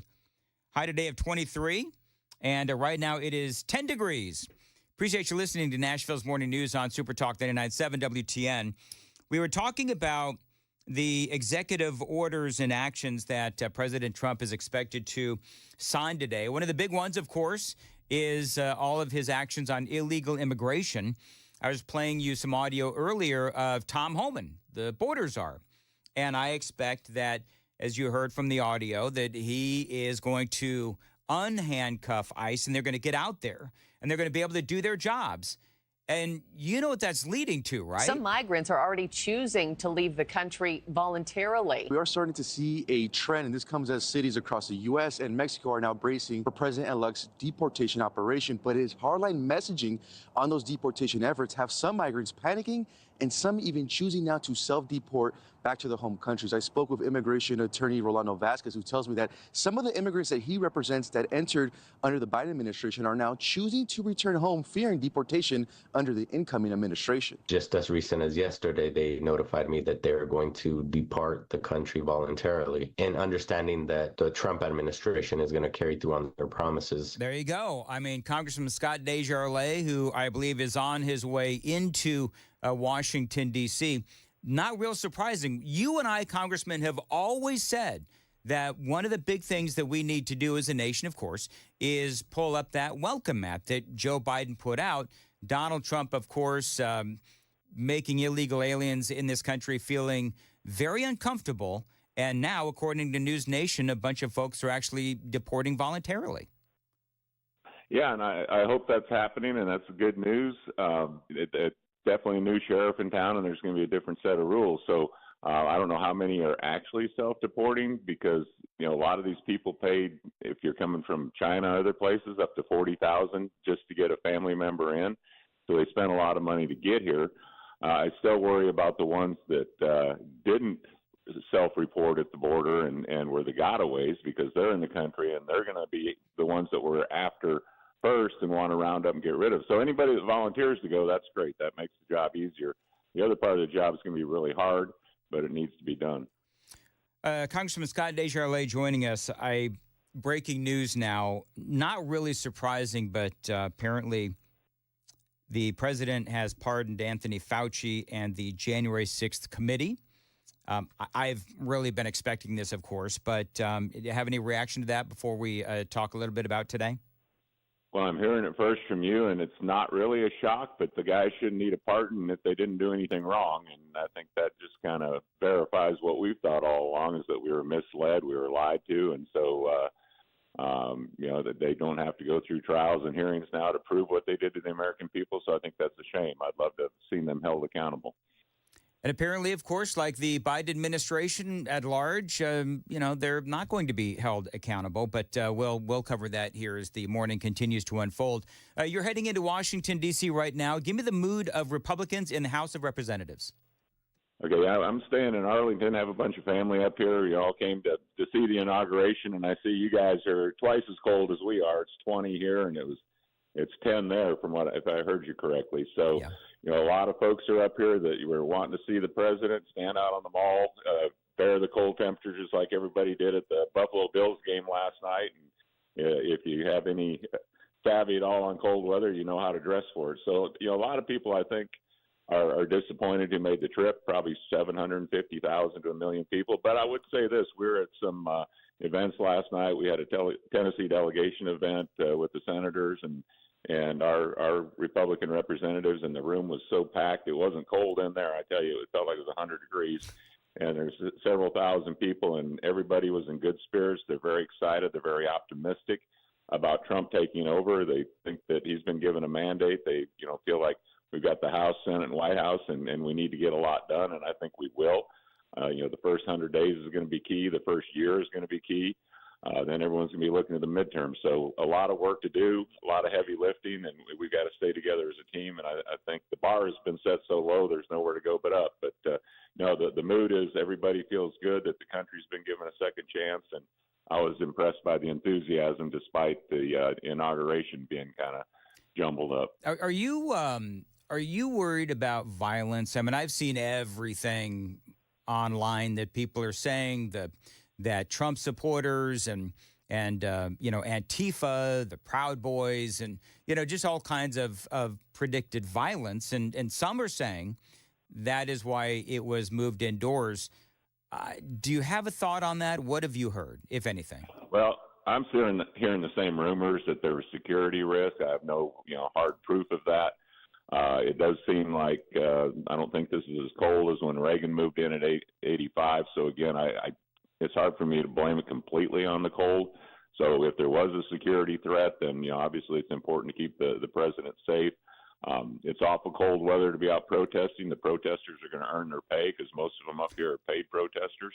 So if they want to stand out in 10-degree wind chills and shout and yell, that's fine. As far as violence, well, it's hard to say. We always worry about threats. The president's been had 2 assassination attempts already. I don't know there's going to be a clash of protesters today. There could be. They said there's going to be a lot of protesters around. We'll watch and see. I'll be in the rotunda and watching that ceremony, and who knows what all is going to be going on outside. But a lot of people are gathering in different places, even their hotels. They're having watch parties for the inauguration, and so it's a cold day to protest. Yeah, well, they can have fun out there if they want. Here's part of what my curiosity is. Donald Trump is going to sign 200 or so executive actions, executive orders, and so forth.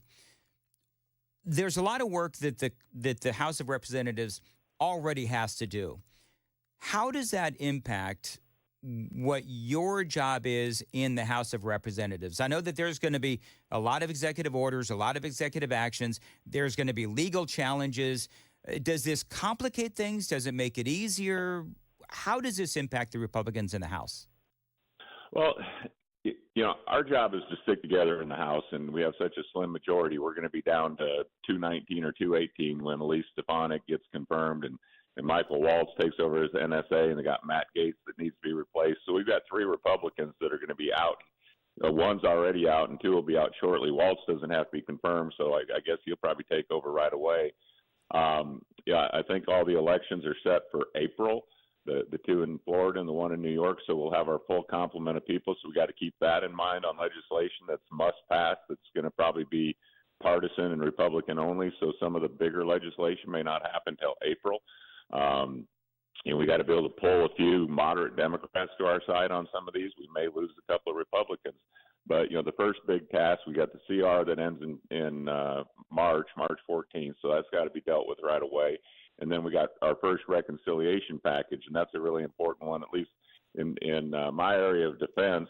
We had quite a shortfall from last year's NDAA budget due to the CR going to March. So we're hoping to get $100 billion for defense. I don't know if you heard, I'm going to be chairing the subcommittee on strategic forces, which deals with our nuclear modernization, our missile defense, space, all that. There's already several bases, Redstone, Arnold Air Force Base there, that are going to have shortfalls if we don't get that reconciliation package done. So that's going to be top of mind. We're going to mark that up in March and hopefully get it passed in April. And we'll take care of our defense needs, which, is my number one priority here in Congress this year is, rebuilding our recruitment and getting our modernization in place to keep up with China and other threats.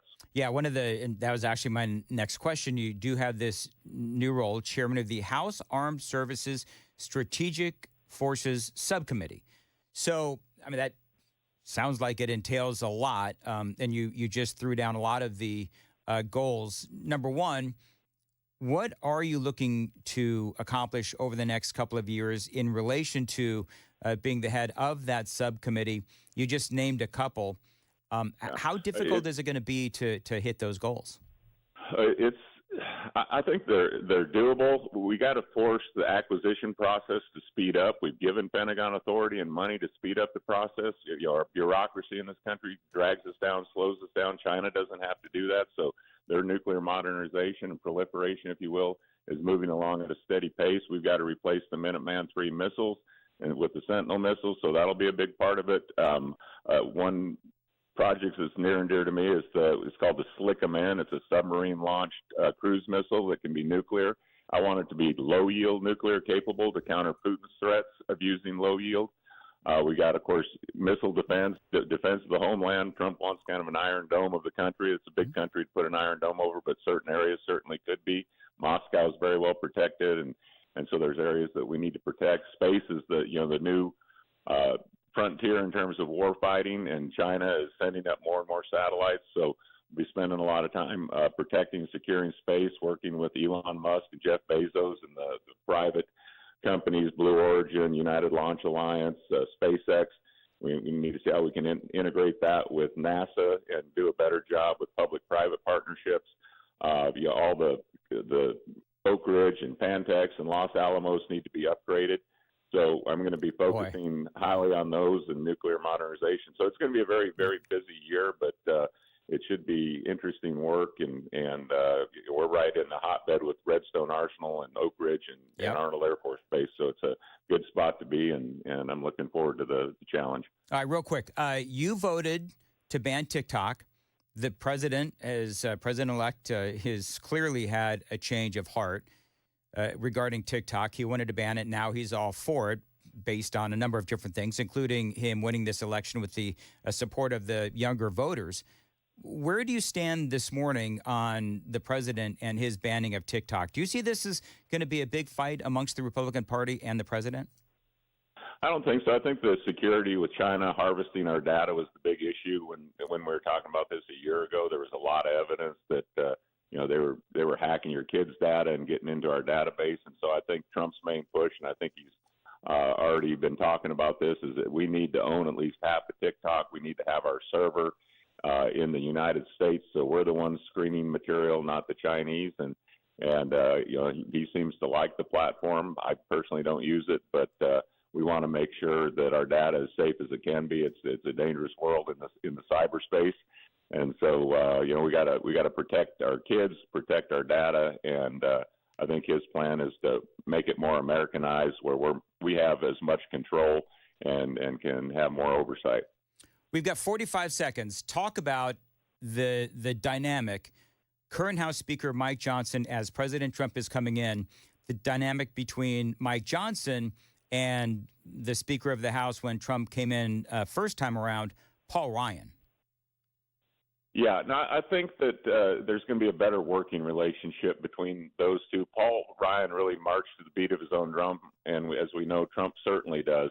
But I think all of us, like even me, we all had big wins in our elections, and our district is supporting us, but they also supported Trump equally. So I look at it as a partnership, and I need to support Trump's agenda, and I think most House Republicans feel that way. The few, the handful of people who always seem to resist and can never get to yes, we're going to have to do a lot of work, teamwork, and team building, and I think Trump's going to be really helpful on that. But I think he and Mike Johnson are more in line than Trump and Paul Ryan were. So I'm very optimistic that we have a great opportunity here. This won't be easy. There's going to be some heavy lifting, but everyone that I've talked to up here is excited. We're excited.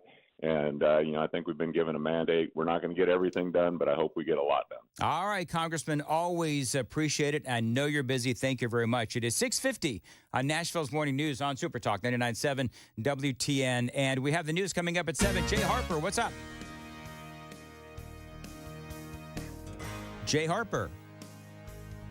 And yes, sir. Yes, go ahead, Jay. This is where we do the tease, man, every day. Yeah, I'm sorry, buddy. I was looking at a news update on all these pardons. Yes. Anyway, President-elect Trump, he is planning to take executive action immediately after taking office today. And President Biden, another flurry of pardons as he heads out the White House door. We'll have all that for you at 7 o'clock on Super Talk 99.7 WTN.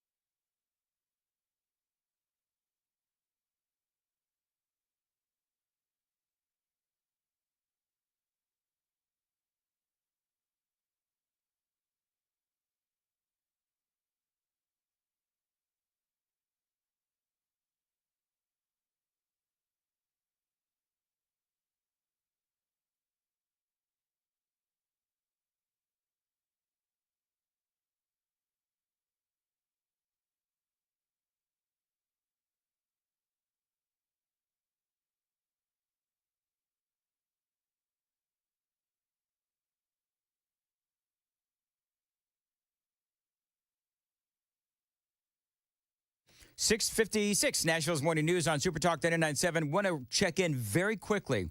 Y'all remember the conversation with Michael Chester, band director with the Stewart's Creek High School Band, where you guys were trying to raise, Michael, $120,000 to get the band to Washington, D.C. to play in Trump's inauguration. You're there, and you raised the $120,000. And now your performance, because they've moved everything inside, is up in the air. That's right. Yeah. We found out on Friday, that we're a little bit before 5 p.m., actually right before we were getting ready to travel up to Washington, D.C.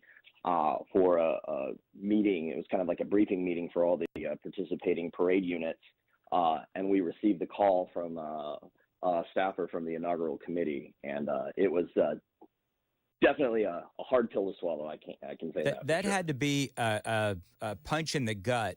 How difficult? I mean, number one, congratulations on raising the $120,000. I know the Tractor Supply apparently came in with $40,000. Was it difficult to raise the money? How hard was it? At first, we thought, this is going to seem like a real impossible task, but a lot of our students and our parents, members of our school board, members of the Smyrna Town Council, members of the Rutherford County Commission, everybody just kind of came together, and if you will pardon the pun, they really banded together to see to it that we could cross the finish line.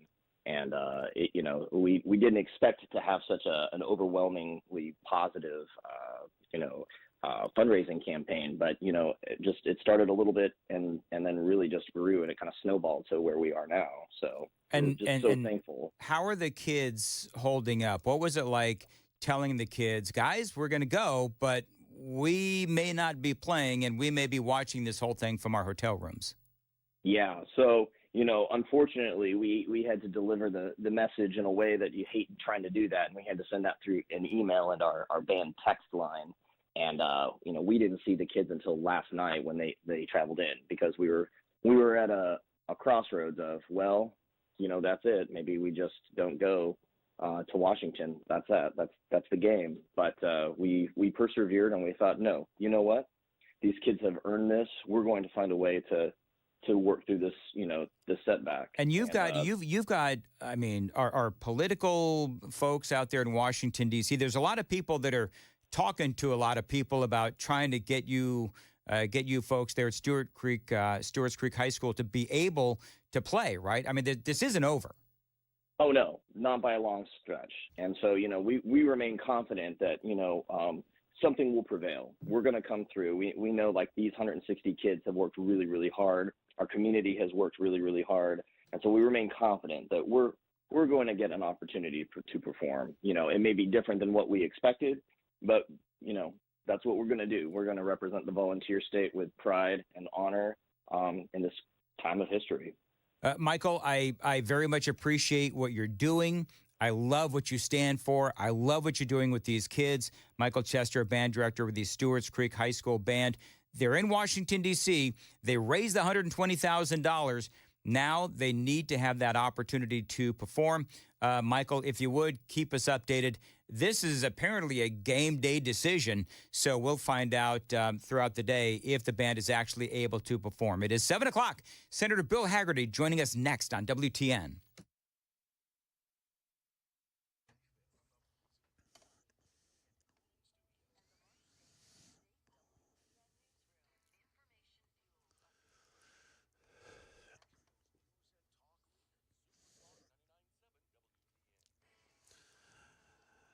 Good morning, it's 7 a.m., and I'm Jay Harper with your top stories. We've got traffic and weather and Senator Bill Hagerty coming up. President-elect Donald Trump's return to the White House is merely hours away.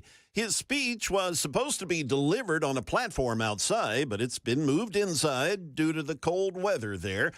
He's planning to take many executive action orders. In a statement says of the pardons, quote, these public servants have served our nation with honor.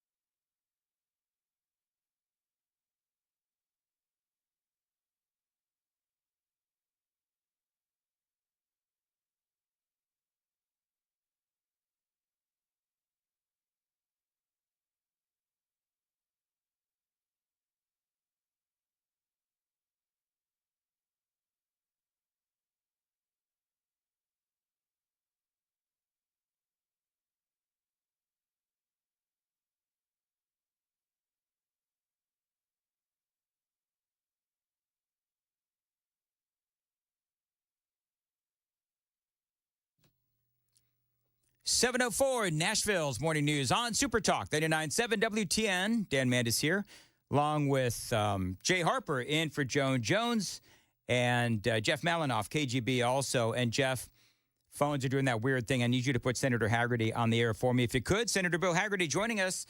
Senator, always great to have you on. I know that President Trump on this Inauguration Day hosted a breakfast with Senate Republicans. Were you there? And from what I understand, he spoke for a couple of hours. What was the reaction yesterday? Yeah, absolutely. I was there. It was a terrific engagement with the president, and we did engage for 2 hours. But it wasn't just the president going. It was a back and forth engagement, and one I think that demonstrated just tremendous unity right now, Dan. The challenges that we're facing as a nation are enormous, but President Trump is ready to embrace those challenges, and we're ready to support him in that effort. President Trump due to sign around 200 executive orders, executive actions. I mean, obviously that's massive. I mean, critics are going to say, of course, oh, Donald Trump is being a dictator and all this stuff. What was your reaction when you heard 200 executive orders and actions? My reaction is very simple. We're tremendously prepared now. President Trump, has the experience coming back into office a second time. He sees very clearly what Joe Biden has done to destroy our southern border, to take our national security into a region that we've never seen threats like this before. And he's ready to go as our commander-in-chief to bring safety and security back to this nation. 200 executive orders, I think, just underscores the fact of the thorough nature of the work that Stephen Miller, his team have all done for President Trump to make certain that we are doing everything we can post-haste to resecure our nation's borders and to bring law and order back to America. Yeah, he says he's going to call a border situation a national emergency, and I absolutely agree. Certainly. What does that do for the lawmaking process? He's got all of these executive actions and orders. You, of course, in the Senate. But what does that do for the work that you do in the Senate? Does that mean that you'll have legislation that supports what he's going to do? Are you going to try to codify some of these things? How does that whole thing work? The answer is yes to both, Dan. In terms of supporting it, as you know, the Congress has the power of the power of the purse. And to the extent things need to be funded and supported financially in that manner, we're going to be here to put the resources in place so that President Trump can get these priorities taken care of financially. With respect to codifying some of these things that should never exist, for example, the motive behind all of this is the fact that they count illegal immigrants, illegal aliens in the U.S. Census for the purpose of allocating congressional districts and electoral votes. That's been the motive for the entire time for the Democrats. They're backfilling states like California, Illinois, New York. They put these sanctuary cities there. You think about San Francisco, L.A., Chicago, New York City. All these sanctuary cities are there for is to be a magnet to attract illegal aliens so they can then count them. Because, just living in Tennessee, all the people are moving out of Illinois, California, New York, and states like that. They're moving to places like Tennessee, Texas, and Florida. We've got to kill that motivation. That's going to take legislation to do it. Senator Bill Hagerty is joining us live, of course, from Washington, D.C. I'm reading that today the Laken-Riley Act will be taken up in the Senate. It passed through the House, and it cleared some procedural moves on Friday in the Senate. And now it looks like this might be one of the first actions, if not the first action, that the president signs off on legislatively.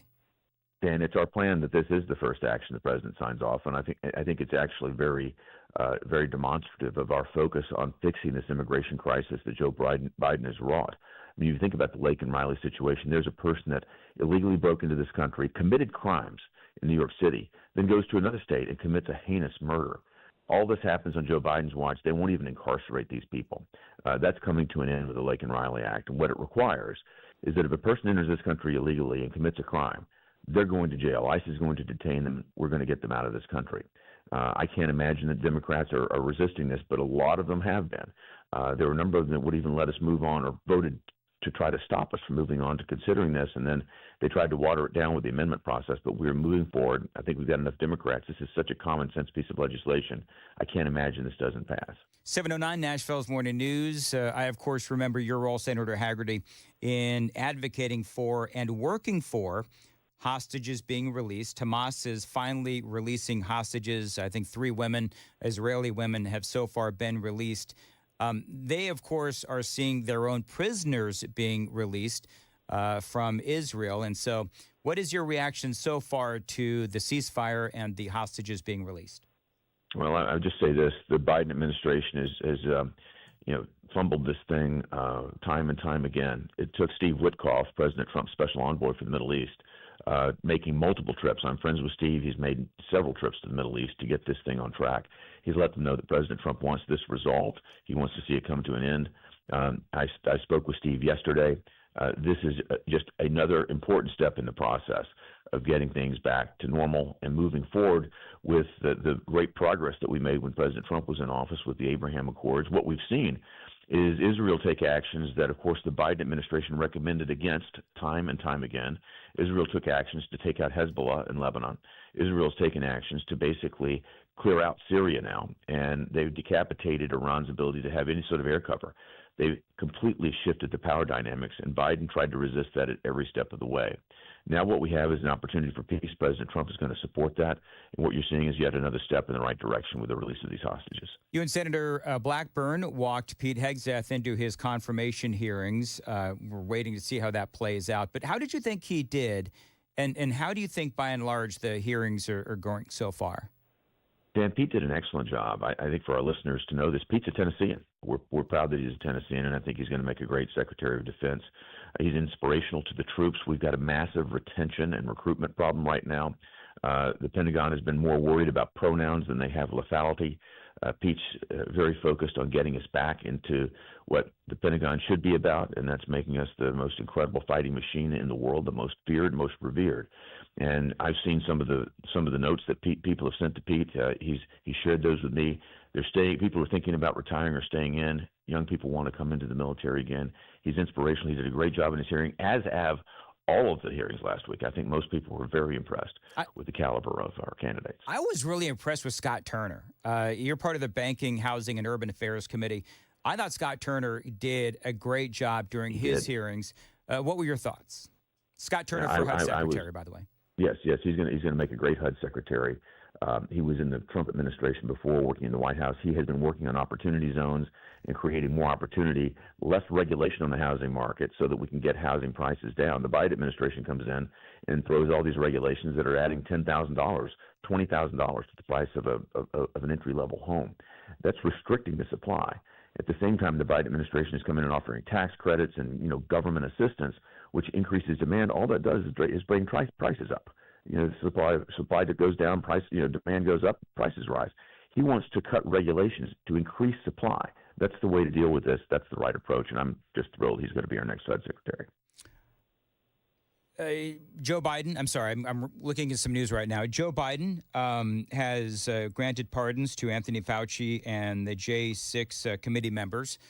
This happened just a few minutes ago. Do you have any? Mark Milley as well. Yeah, and Mark Milley, yes. Any thoughts? I looked at the press release, and what Biden said, these are the terms that he used, Dan.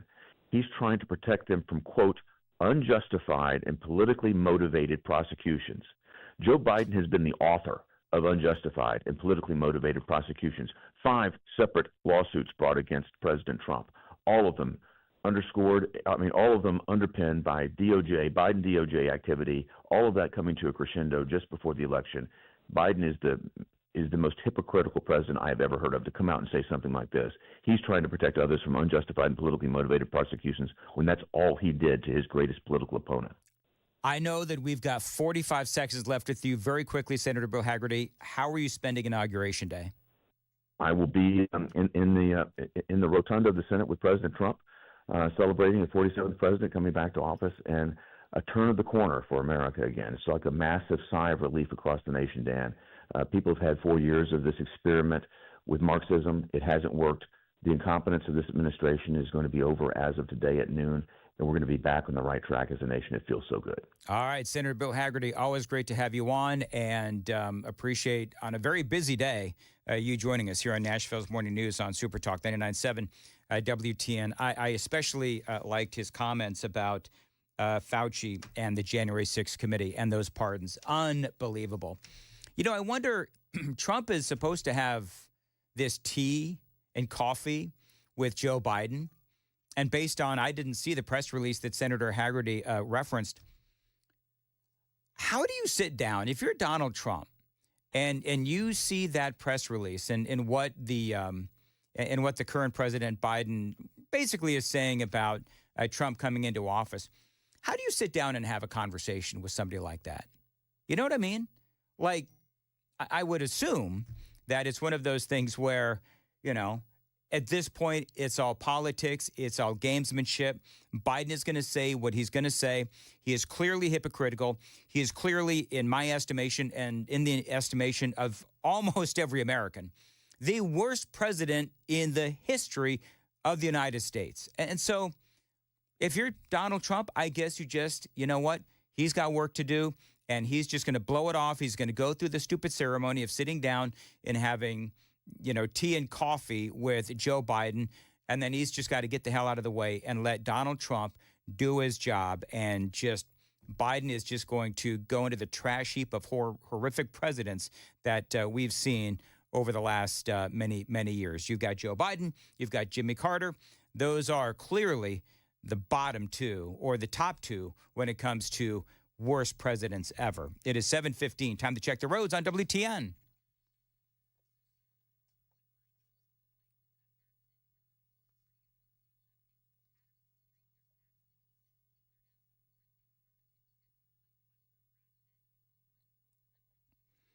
Thank you. 7:15, Nashville's Morning News on Super Talk 99.7 WTN. Weather today, it is cold.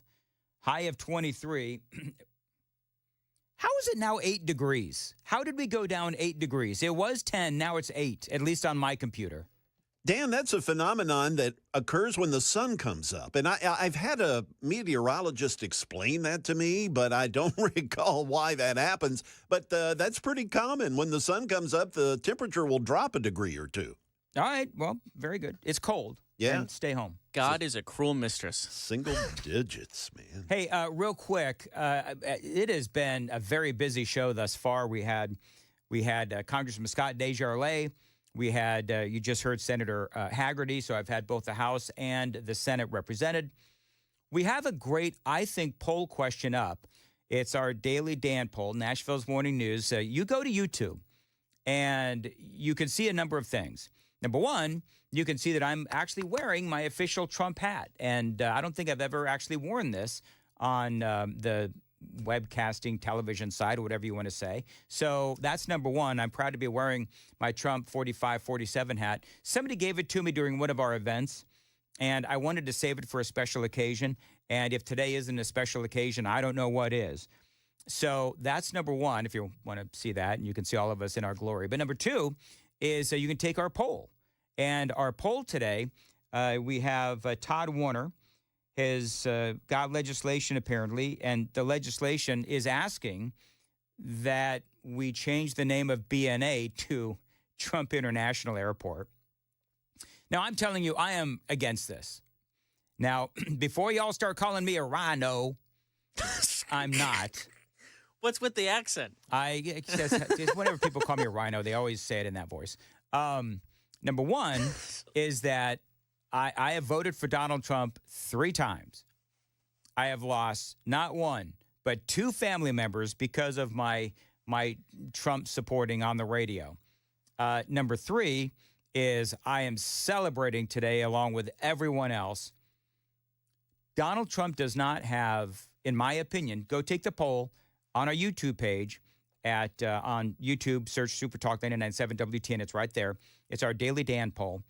And I love Trump. He has nothing to do with Tennessee other than, being a beloved politician.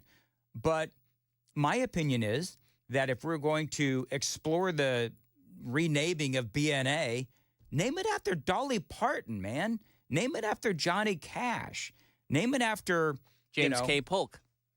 Sure, James. I don't think James K. Polk. Roy Acuff. I mean, there are a number with the country roots of this city. I mean, right. Those are perfectly logical People choices. are also saying Elvis Presley International Airport, although that's more of a Memphis thing, but whatever. Yeah, but it's a state thing. People are listening, though. When we first did the poll, it was 53 to 40. It was 53 yes. Now it's 57 no. Oh, wow. All right. By the way, I found a theme song for the DDP poll. Would you like to hear it? Sure.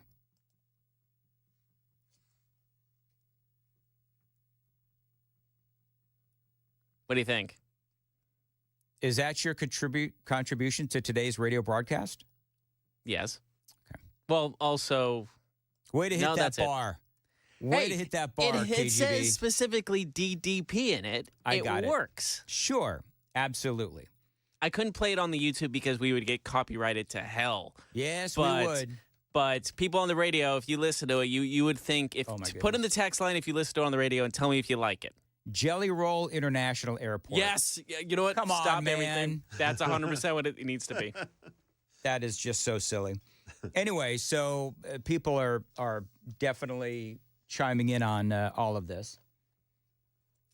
I really liked what Hagerty had to say. I thought that he had a lot of really good things to say. Our time was a little bit compressed because he's doing some other TV, but I thought that he had a lot of great things to say. Scott DeJarlette did as well. Coming up at 7:35, by the way, we've got Brian Wilson live from Washington, D.C. It is Inauguration Day Monday, January 20th, right here on Super Talk 99.7 WTN. It is 7:20. Right now, we've got Jay Harper. And Jay, what's coming up in the news? Well, Dan, you may have heard there's an inauguration happening today. Yes, Donald Trump's second presidential term merely hours away, and a Tennessean named to a key role in the Trump administration. We'll have those stories and more at 7:30.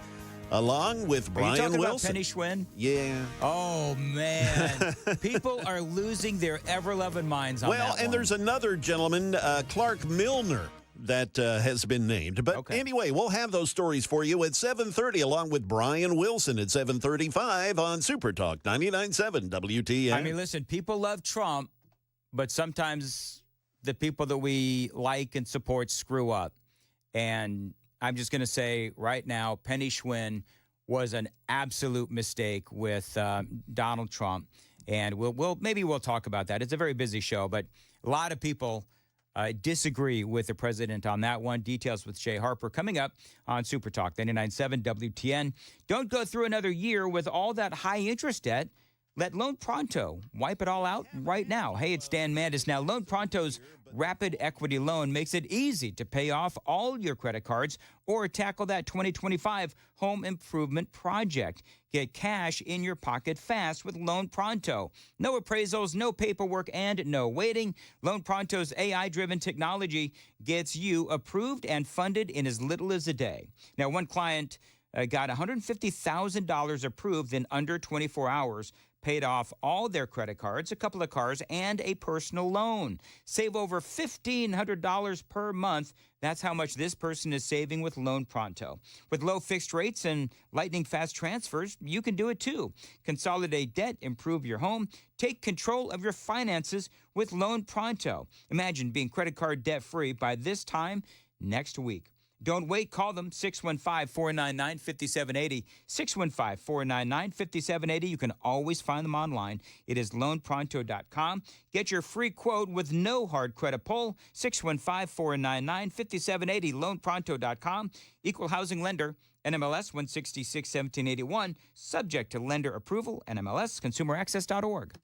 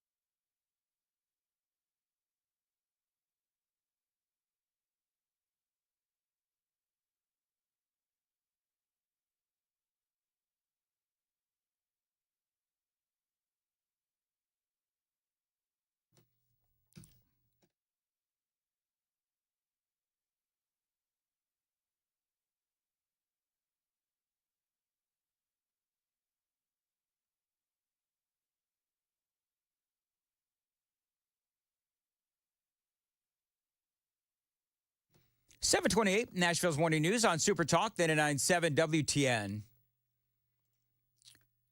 So here's one of the executive orders that I absolutely love.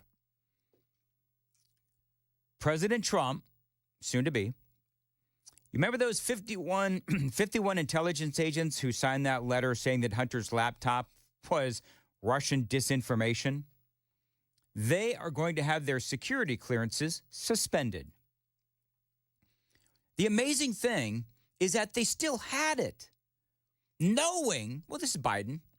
You know, people are like, oh my God, I can't believe that, you know, Biden has pardoned Anthony Fauci and the J6 committee and Mark Milley. I can't believe he did that. And I keep finding myself using that stupid phrase. I can't believe. Of course I believe it. It's Joe Biden and the Democrats. But I love what Trump is going to do. 51 intelligence agents, those ones that said that Hunter's laptop was Russian disinfo, they're going to have their security clearances suspended. It's about time.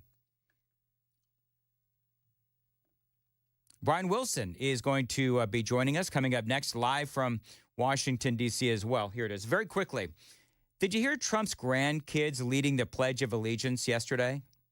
I pledge allegiance to the flag of the United States of America and to the republic for which it stands, one nation, under God, indivisible, with liberty and justice for all. Unbelievably awesome. 7:30 on WTN.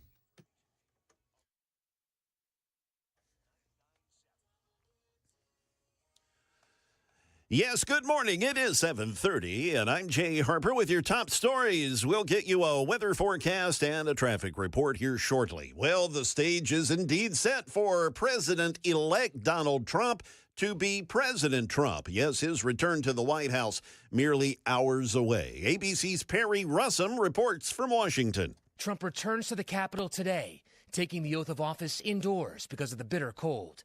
About 600 invited guests are expected to attend. Nearly 8,000 National Guard troops from 40 states are protecting the events. Thousands of anti-Trump protesters gathering on the National Mall over the weekend. Trump is back! A far different mood about a half mile away. Crowds waiting to get into Trump's rally last night, holding up a cutout of Trump riding a surfboard. President-elect Trump has selected Governor Bill Lee's former deputy counsel Clark Milner to serve as his special assistant and senior advisor for policy. This election comes shortly after Trump announced his pick for U.S. Deputy Secretary of Education as Penny Schwinn, who previously worked under Governor Lee as the Tennessee Commissioner of Education. In this role, Milner would primarily focus on domestic policy. And back here in Nashville, a man is dead after an argument led to a shootout between people in two vehicles in Antioch.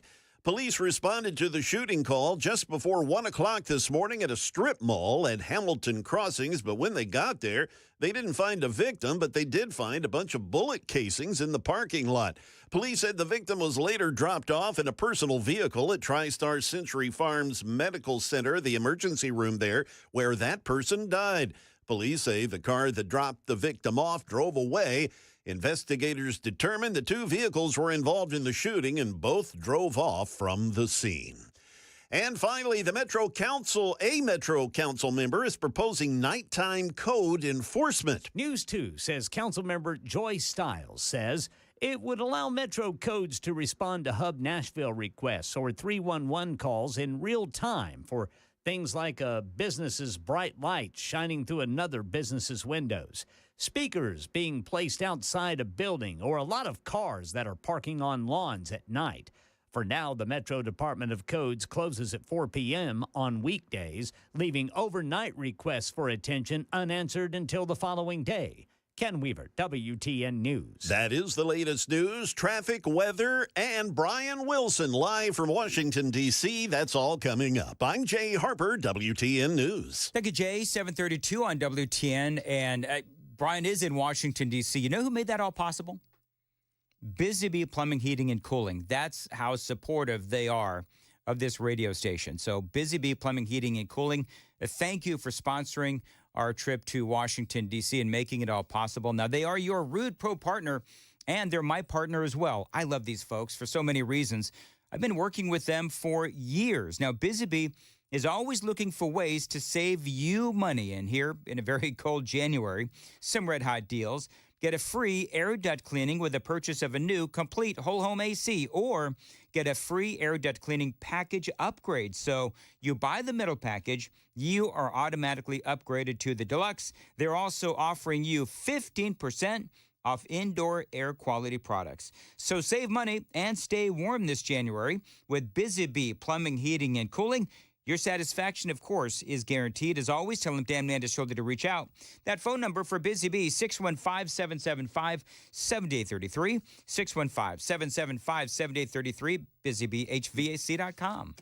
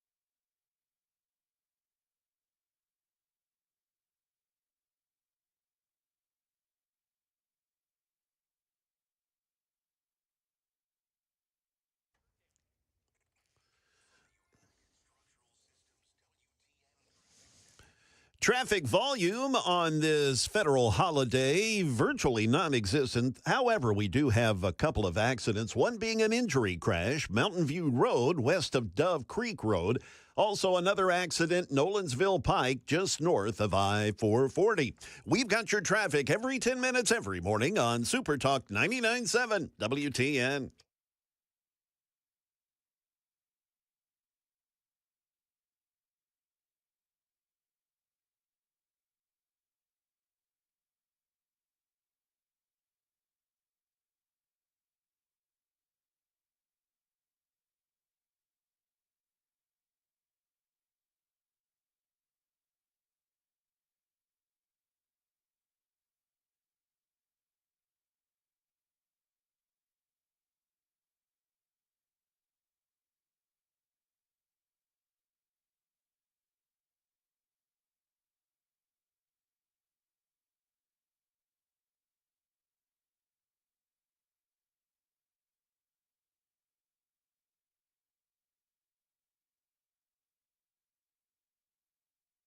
$7:37, Nashville's Morning News on Super Talk 99.7 WTN. We had Brian Wilson scheduled for right now.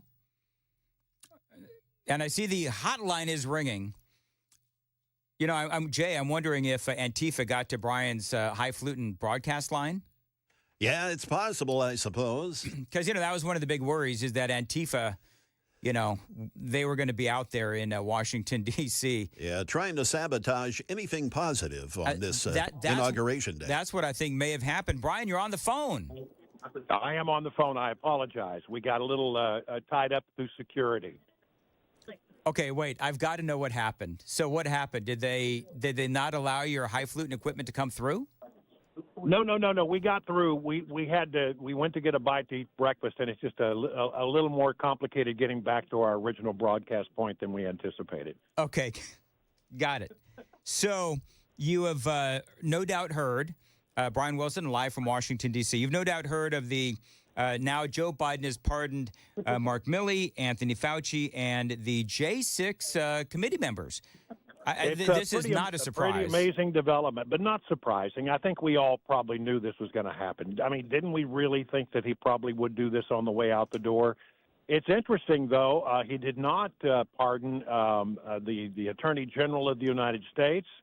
The outgoing FBI director was not pardoned. There were others who were not pardoned, but a great number of people who had some concerns that they might come under the scrutiny of the Trump administration have been granted, again, preemptive pardons, something that is pretty unusual and quite not a shock that it happened, but really, in a way, it tells you everything you need to know about this group of people who've been in charge of Washington, D.C. for so long. Do you know what's interesting, Brian? I mentioned this earlier, not with you, but just I was sort of musing on what's going on, is Biden and Trump are supposed to have tea, apparently, tea and coffee at some point this morning. That's right, yeah. I mean, if you're President Trump and Biden has done this and it's in the news and going into that meeting, I don't know, do you say anything or do you just, you know what, this is all politics, I'm just going to move on with my day and start fixing America? Well, that's a great question. And there's always been moments where you wish, oh, man, I wish I could just be a fly on the wall, to listen to that conversation. We may never get it straight about exactly what was said. But, I mean, I would wonder, do you cancel the tea? That's what I would think about doing. But apparently everybody's going to go into the same room. They're going to have tea, and they're going to make nice. And they're going to, just get through the day, I have a feeling. It is about getting through the day. I mean, you've got Kamala Harris, and she apparently word is that she refused to give J.D. Vance sort of like the tour of the vice president's residence. Very, very petty. And isn't that petty? It seems to me to be really low class. And, really, honestly, you're that butthurt over it. By now you haven't had a chance to work through some of that. She, when you saw the Carter funeral, she did not look like a happy camper. She looked like she would rather be any place else in the world than there at that particular moment in the presence of Donald Trump. There are a couple of dirty glances back his direction. Oh, yeah. But, and she, I think she's going to have to go and lick her wounds. I think we're going to hear from her what we have heard from Hillary. She just can't believe she got beaten by Donald Trump. She just can't. I know. She got her butt handed to her. I mean, this was not close. No, not at all. Too big to fail, and it was. Well, I think part of her ire was looking over her left shoulder and seeing Obama commiserating with Donald Trump, laughing and sort of just clearly having a moment of warmth. And I think that right now, Kamala Harris, she doesn't feel exactly, I don't feel sorry for her, but she doesn't feel loved or embraced by the Democrat Party because it's because of her and her terribly run campaign and the things that she did, the things that she said, that Donald Trump is now going to be president of the United States here in a few hours. By the way, just on a very quick side note, can you believe they're going to give her $20 million to write a book? No, I can't. I can't imagine that anything she has to say is worth that kind of money. But, the fact of the matter is Democrats, I think, are ready to okay, Joe, there's the door. Thank you very much for your service. We appreciate it. Bye-bye. And I think the same is true of Kamala Harris. I think that a lot of people, a lot of Democrats in this town are going, All right. Well, we gave you a shot. You didn't quite come through for us. So next, just moving on. There's a great deal of Democrats are lost right now, and the thing I keep coming back to, Dan, out of here is that they don't seem to have learned the lessons of this last election. They haven't figured out what the American people were trying to tell them, and they just can't bring themselves to believe just quite yet that this is actually happening. They're still thinking, how did this go wrong? How did this go sideways on us? But that's from their perspective. They just can't understand it. So it's going to be an interesting day. I mean, this is a day of transitions. I mean, we have a system of government where this is all supposed to go, very smoothly, and up until noon today, Biden is the president, and after noon today, it will be Donald Trump, and everything that that Joe Biden does in the last hours, I think Trump is probably going to try to undo before dinner. Yeah. No, you're right. I thought this was interesting. Joe Biden was in South Carolina yesterday, and this is one of the things that he said. I'm not going anywhere.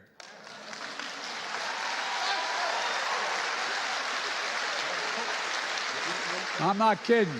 There you go. He's not going anywhere, and he's also not kidding. I see people are laughing at that comment where you are, too. Yeah, I know. It's just ridiculous. I mean, what is he going to do now?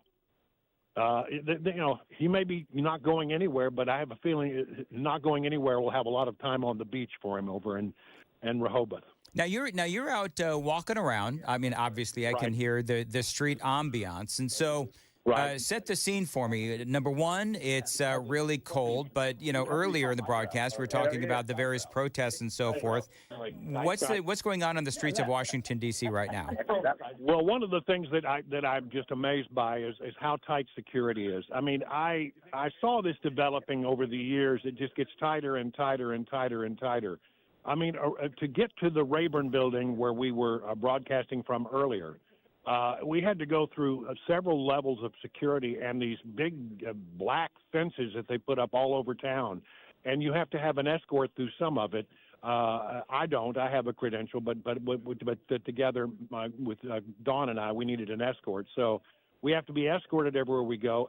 And like there are police officers from all over the country. We just went to have breakfast over in the Longworth building to grab a quick bite before things got too hectic. And we ran into police officers from North Carolina. We don't know why, but they come in from all over. And security is so tight. But I will say that moving everything indoors and canceling a 16-block parade has made this an immensely easier event for them to try to secure. Because they're indoors, it will be easier for them to secure. And I think that we probably have way too many police officers that have come in, given the fact that the whole nature has changed when things went indoors. Well, there was, Brian, I don't know if you know this, but there were 53 Tennessee Highway Patrol troopers that were sworn in to assist with securing the inauguration. So you've got 53 of our own. They get all of these law enforcement officials together. They come in from all over the country, and they get all of these law enforcement officers together in one big room, and they have to swear them in to make them, law enforcement officers in the District of Columbia for a day. Yep. What about, so we spoke earlier, and I don't know if there's been any kind of a change in temperature there from a possible violence standpoint. A lot of people have been talking about that. I see all these kinds of stories about, others have reported you got Antifa that might be there, and you've got the Proud Boys that might be there, and things are kind of like a powder keg in Washington, D.C. How does that feel to you? Is there any truth to that from what you're seeing? It's hard for me to know from my limited vantage point here on Capitol Hill, but I would say to you that probably I think that the protests that I have seen reported on in television have been very muted compared to what I thought they might be. I mean, I'm looking right now at the monitor, and Trump is now over at St. John's Church, just across the street from the White House, attending services. He'll then go from there over to the White House to have tea with Biden, and they will then both go up to Capitol Hill together for the events that start. And again, everything is amazingly back-timed. Yes. You know, it's almost like somebody in radio is working this thing. They back-time everything right up to the swearing in, straight up at noon, and then that's officially when the change takes place. Brian Wilson joining us on Super Talk 99.7. Brian, let me ask you, just from my own personal curiosity standpoint, talk about the transition of the Oval Office, how they rip up the carpet and they do all of these things to get rid of Joe Biden's stuff, if you will, his statues and his busts and all those things, and they usher in Donald Trump's new office. That's right. Generally, first ladies are consulted. Sometimes presidents are consulted about how they want their Oval Office set up, and then I'm sure that he probably said just set it up the way it was set up before, and they come in and they just literally take everything apart, steam clean it, and put it back together in the way that the new president wants his Oval Office to be. Usually, what happens is you'll notice that the outgoing president may not be, there a lot in the last few days. He may be traveling, and Joe Biden has been doing some traveling. That's to give them time to sort of make all these changes. Things have to go in boxes, and it happens so fast. It's unbelievably how quick they pack this thing up and I think that's probably why we end up with classified documents in Joe Biden's garage and classified documents, at Mar-a-Lago. I think they just there's a box, shove it in there, we'll figure it out later. And they do it so very quickly that I think that's how some of that stuff happens. All right. So what as we wrap this up, Brian, one, thank you for the great coverage this morning on Nashville's Morning News, brought to us by our friends at Busy Bee Plumbing, Heating, and Cooling. What is up with you for the rest of the day? I know that you're going to be on with, of course, Chris and Chad and Matt Murphy as well. Where are you going to be actually watching the inauguration? Well, because we can't get to the rotunda, I'll be doing it like a lot of Americans. I'll be watching it on a monitor, but I will be here on Capitol Hill talking to people. We're in a big reception area where a bunch of Tennesseans are going to be gathering, so we'll be able to talk to some people there, I think, throughout the day about how they have viewed the events of the day and how excited they are. But no, we're going to have to be watching it. I mean, even Senator Blackburn, if you listen to the comments from the earlier hit that I did when I interviewed her, she said she's not sure she's going to be in the rotunda. Yeah, she said she's going to be in her hotel room watching it. That's right. They're going to be watching it on a TV monitor like a lot of other people. There's only going to be about, I don't know, maybe 300-400 people in the rotunda. Well, I know that everyone is, of course, excited. I, of course, am excited as well. Brian, let me get your opinion on something real quick, because I got you here. Every morning now these days, we're doing a Nashville's Morning News poll on our YouTube feed. So is this the Dan poll? It is the Daily Dan poll. That is exactly right, Brian. Thank you for playing along. Daily Dan poll. Thank you. Okay. I can hear it in your voice, Brian. It's okay. Anyway. What is today's question? Today's question, Todd Warner wants to change the name of the BNA to Trump International Airport. And so the question is, yes or no? Should they change the name? Very simple. What do you think? You know what? I sort of feel like that ought to be something for a Tennessean of some stature. Dolly Parton. That's what I'm saying. Dolly Parton? Well, listen, you could do no wrong by naming it Dolly Parton International Airport. I mean, that would be great. But it seems like to me it ought to be that. I mean, is it an honor? Yeah. I mean, Reagan got Reagan National, but that was connected to Washington, where he served as president for 8 years. Other presidents, George.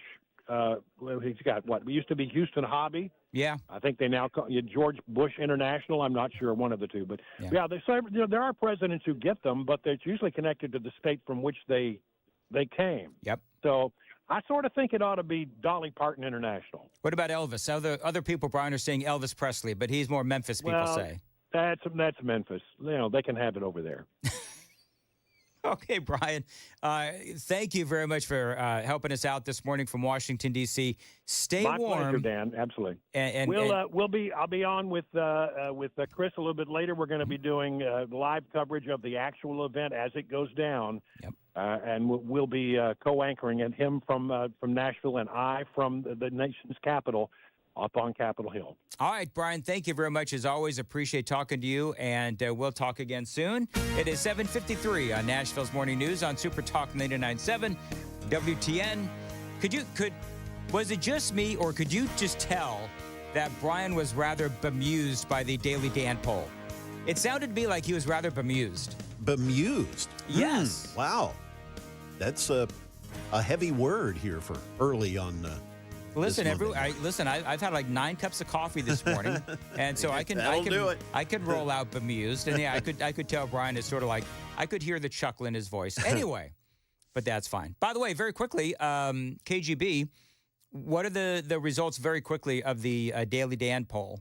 Where are we at? Should we rename BNA as Trump International? First off, I had a belly laugh when he said, "Oh, it's the Dan poll," so that was good. Yeah, but, I thought that was funny because you'll notice when I was talking to Brian, I actually didn't call it the Daily Dan poll. Yeah, he brought it up. He's listening. I didn't want him to mock me. Oh, but he didn't mock you, but yet you could tell. Oh, he was mocking me. It was pretty funny. He was mocking me, which is fine. Listen, I've been mocked by a lot worse than Brian Wilson. Yeah, that was great. Anyway, go on. All right, right now, we're at 58% no, 42% yes, and that's 173 votes. Okay, very good. Well, if you want to take the poll, go to YouTube. I'm wearing my official Trump inauguration hat today, Trump 45 and 47. If you want to see us broadcast, you can go to YouTube. You can find us there, and then you can take the poll. And we are I'm trying to work on some sort of a prize where one person will be eligible to win a prize if you go and vote in our poll every day.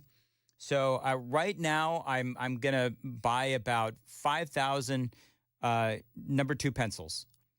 And that's probably what we're going to have as the prize because, let's face it, we have the money at WTN. What? It's 7:54. Jay Harper. Hey, Dan, not only is it Inauguration Day, but it's also moving day for the Trumps and the Bidens, and that's quite a logistical puzzle, as you can imagine. Also, cold weather not only gripping Middle Tennessee, but much of the nation. We'll have those stories and more at 8 o'clock on Super Talk 99.7 WTN. All right, since we're already late, I want to say happy birthday to listener Becky, who is a big fan of Nashville's Morning News. And so I want to say good morning and happy birthday to you, Becky, at 7:55. Dan Mandis here for United Structural Systems. Yes, it snowed. Yes, it's really cold. And listen, this is a time of year where you never know what is going to happen. But when snow melts, when it gets really cold, you never really know what's going to happen. Your pipes could burst, whatever. So you need to make sure that your basement is free and clear from water leaks. You know, the tiniest cracks in your basement with the snow that we've had in the last couple of weeks, that water could end up in your home and cause all kinds of issues. Now, what if your pipes do burst? If that water remains unseen, it can turn into even bigger problems like mold and wood rot and the need for structural repair. Want to stay ahead of water damage? Call my friends at USS, United Structural Systems. They've got over 30 years of experience in basement and crawl space, waterproofing, basement wall stabilization, and foundation repair.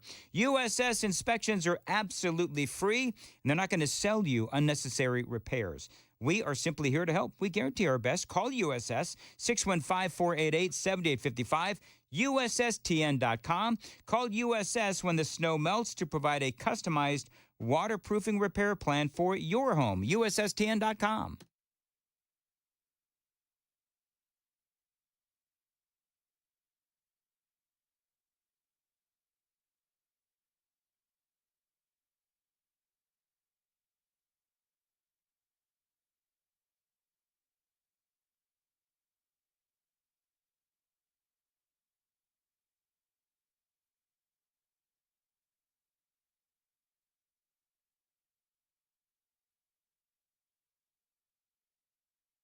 The guaranteed offer is the easiest way to sell your home. It's really simple. We bring you an all-cash offer. You close in as little as 21 days. No home inspections, no lockboxes, no open houses. Go to markspain.com to get a guaranteed offer and start packing.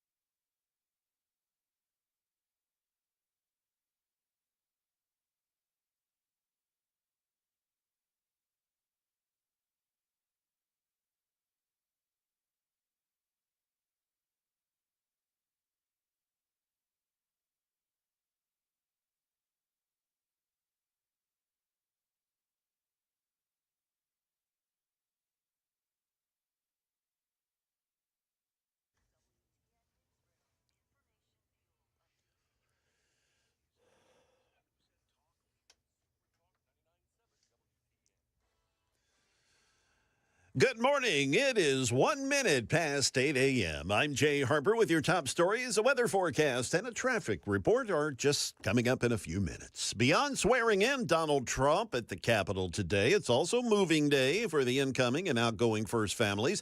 2 sets of moving trucks at the South Lawn are ready to move away the outgoing family and bring in the incoming. Former White House Chief Usher Gary Walters has served 7 presidents and first families. He tells ABC the staff works to make sure everything is just right when the first family walks into the executive mansion for the first time. Their snacks are in the kitchen. Their favorite items are where they expect them to be. There are no boxes unopened. It's all set up beforehand. As we are dealing with the cold weather, it's settled in over a huge part of the U.S. ABC's Jim Ryan, he's in Texas, where very few places were above freezing. State officials are carefully watching the power grid for signs that demand for electricity is approaching capacity. In the meantime, local leaders are asking their constituents to wait for a warm-up later in the week before venturing out. And telecommuters are ready. I can work from home. I'm going to try to stay off the road as much as possible. In Dallas, a shelter with capacity for over 1,000 people has been opened for those with no place to go. Back here in Tennessee, the state wins a lawsuit against an asset manager accused of paying too much attention to environmental and social issues instead of clients' returns on investment. Attorney General Jonathan Skrmetti tells WTN's Matt Murphy that BlackRock has settled. So they would take money from investors. You know, you have your retirement funds, and they're managed by an asset manager. Well, they vote the shares for your money, your investments. And they were voting these shares in ways that were promoting net zero, that were promoting all sorts of social goals, generally fairly liberal things that a lot of Tennesseans did not want. From now on, BlackRock will be subject to increased regular audits, compliance training, cooperation with the Attorney General, improved investor communications, and a commitment to financial interests. We turn now to the market numbers report. The stock market's closed today for the federal holiday, but we've still got the market numbers to get to you, and it's all brought to you by Beacon Capital Management. They're online at beaconcm.com.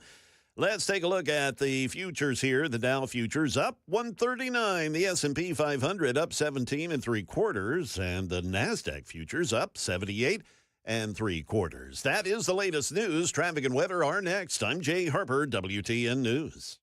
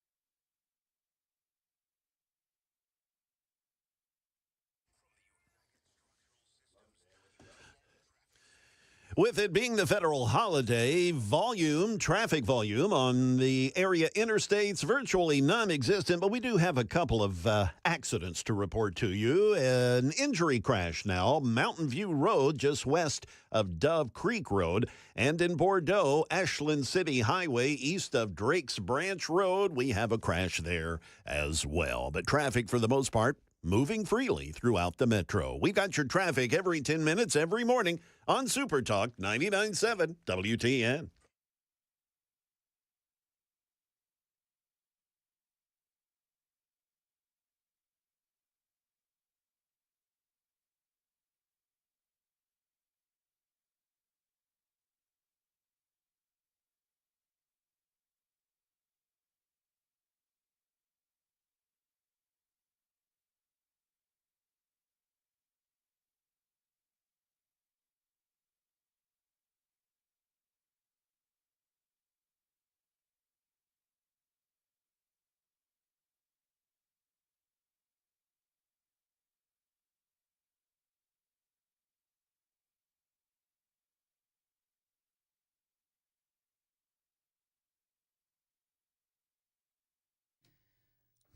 .807 Nashville's Morning News on Super Talk 99.7 WTN. Appreciate you listening to Nashville's Morning News. Super text line very active today. I didn't think a lot of people would be listening today, but there actually apparently are. And 1313 says, if you haven't seen her yet, this is your warning. Be prepared to catch your breath when you see our First Lady. Apparently, Melania is stunning today. Can I just be honest? I mean, Melania is stunning every day. So is Ivanka and Laura Trump. We will see her in approximately 2 hours, 51 minutes, and 40 seconds. Okay. Are you heartbroken, KGB, that your clock that you worked so hard a little bit is going to be gone in like another hour? Well, fortunately, if we ever need a countdown again, I know exactly where to get it. That's exactly right. Let's see here. Most people, very quickly, and then I've got some content I got to do. But as far as our Daily Dan poll on YouTube, find us at 997WTN.com. Watch the broadcast. Chris and I are both wearing our Trump hats today. So Chris has his own version of a Trump hat, and it looks great. And you can see his at 9. I'm wearing mine now. But if you could go watch the show on YouTube, you can take our Daily Dan poll. The question, Todd Warner, Republican, wants to rename BNA to Trump International Airport. I say no. That's a silly idea, but whatever. And I'm not an anti-Trumper, clearly, by any stretch of the imagination. You don't need to defend yourself. You've done this show for how many years now? I've been on TN for almost 11 years. I think people know you're not a rhino there. Rhino. So what's the score currently? 60-40 to no. Like okay. No, 60%. 60% do not want the name change. This is 209 votes now. I think our Friday, our first one hit like 2-something. Like at the end, we didn't reach 200 until like the 4th hour. So we've already surpassed our... Most people want Dolly Parton. Yeah. Like what we talked about earlier. Most people are saying Dolly Parton or... Jelly Roll. Jelly Roll. Stop it with Jelly Roll. He's a good dude. I'm not saying he's not a good dude, but I mean... Maybe 30, 40 years from now. If he's still here 30, 40 years from now, that's the thing. So would BNA, instead of just being the letters, would it just be her face as you enter? You know the exit I'm talking about to get to the airport? You know, they have the big letters. Would it just be her face? I don't know. We'll have to wait and see. Oh, and by the way, I said happy birthday to listener Becky. Randy Lewis and his wife, Rennie. Big listeners to the show. They've been married 41 years tomorrow. That's 41-year anniversary. So congratulations, Randy. You're a better man than I. Moving right along. Listen, mine only lasted like 25. And then moving on, this is depressing. Then I got a second one. And she's awesome. Again, moving right along. Let's see here. So Joe Biden, of course, he is going to step down. But there's a lot of back and forth over who is actually responsible for the Israel-Hamas ceasefire. And Joe Biden, of course, he's out there trying to claim credit, which is a joke But this is what Donald Trump said last night during his big speech. Perhaps most beautiful of all, this week we achieved an epic ceasefire agreement as a first step toward lasting peace in the Middle East. And this agreement could only have happened as a result of our historic victory in November. That was some victory. Was that greatest? But I'm glad to report that the first hostages have just been released. Yep. And who knows what's going to happen? That's the thing. He's absolutely right there, Donald Trump. Who knows what's going to happen? Now, so far, we have 3 hostages released, the first of 33. Israel released. Listen to how BS this is. And I understand that there's no real way around this. If we want the hostages back, we have to play ball. We have released 3 hostages, the first of 33.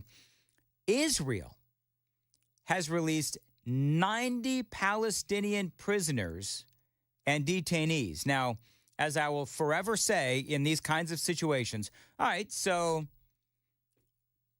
Israel gets hostages back, innocent people that have been captured by a terrorist organization, and Israel is forced to release prisoners and detainees.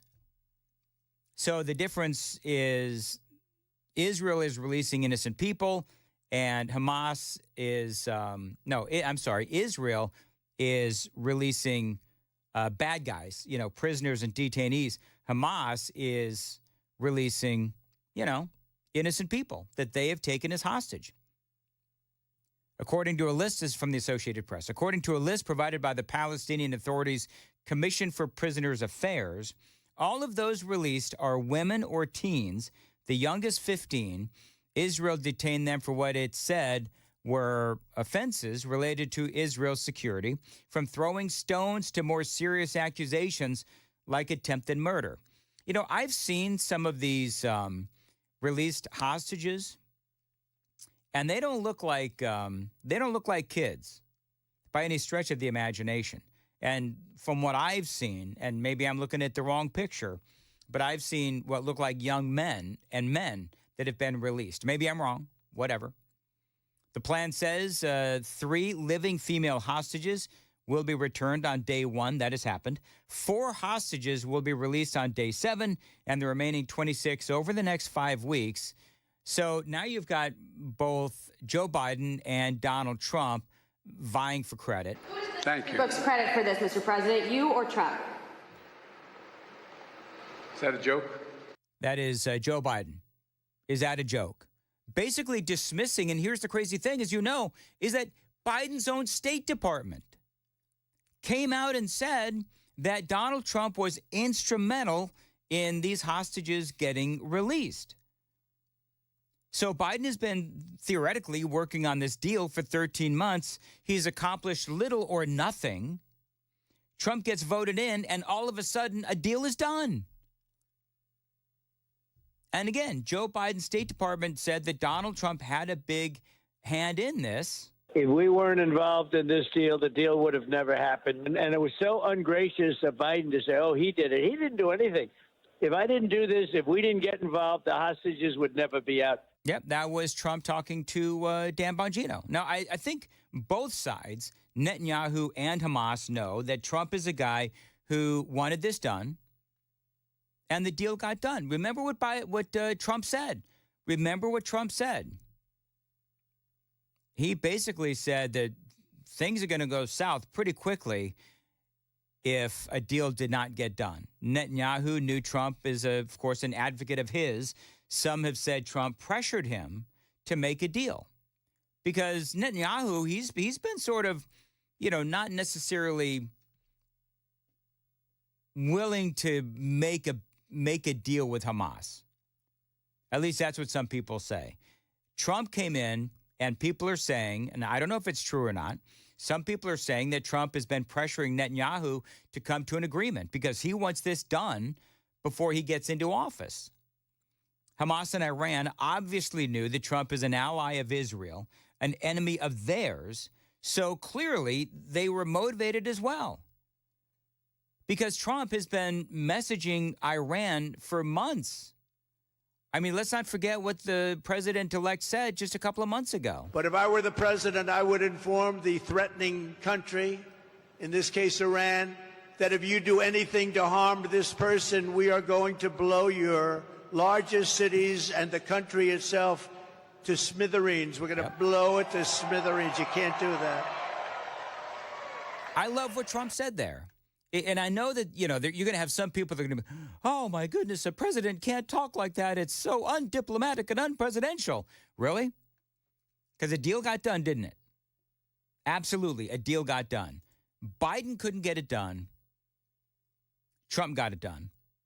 So one thing Trump needs to do today, and I have not seen, maybe Jay or Jeff can figure out if if this is in the executive orders, where he needs to start enforcing those sanctions against Iran. That does need to happen on day one.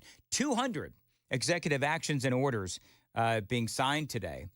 The sanctions, as you know, I've been reporting on this, the sanctions are still in place. Trump needs to cripple Iran, destroy their economy, of course, in my opinion. Now, Speaker Mike Johnson, he was on Meet the Press, and he talked about this negotiation, and he talked about what's next. Mr. Speaker, are you confident that this ceasefire agreement will in fact hold?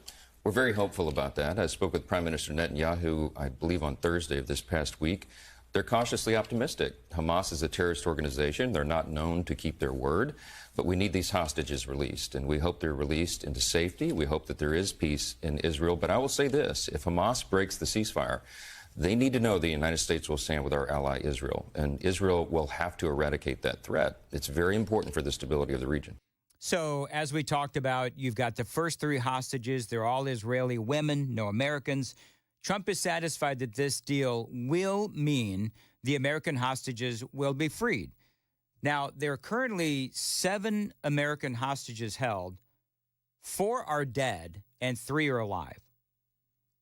And so for that, we get the hostages released. Part of my hope is that these hostages get released, and then we figure out a way to destroy Hamas once and for all.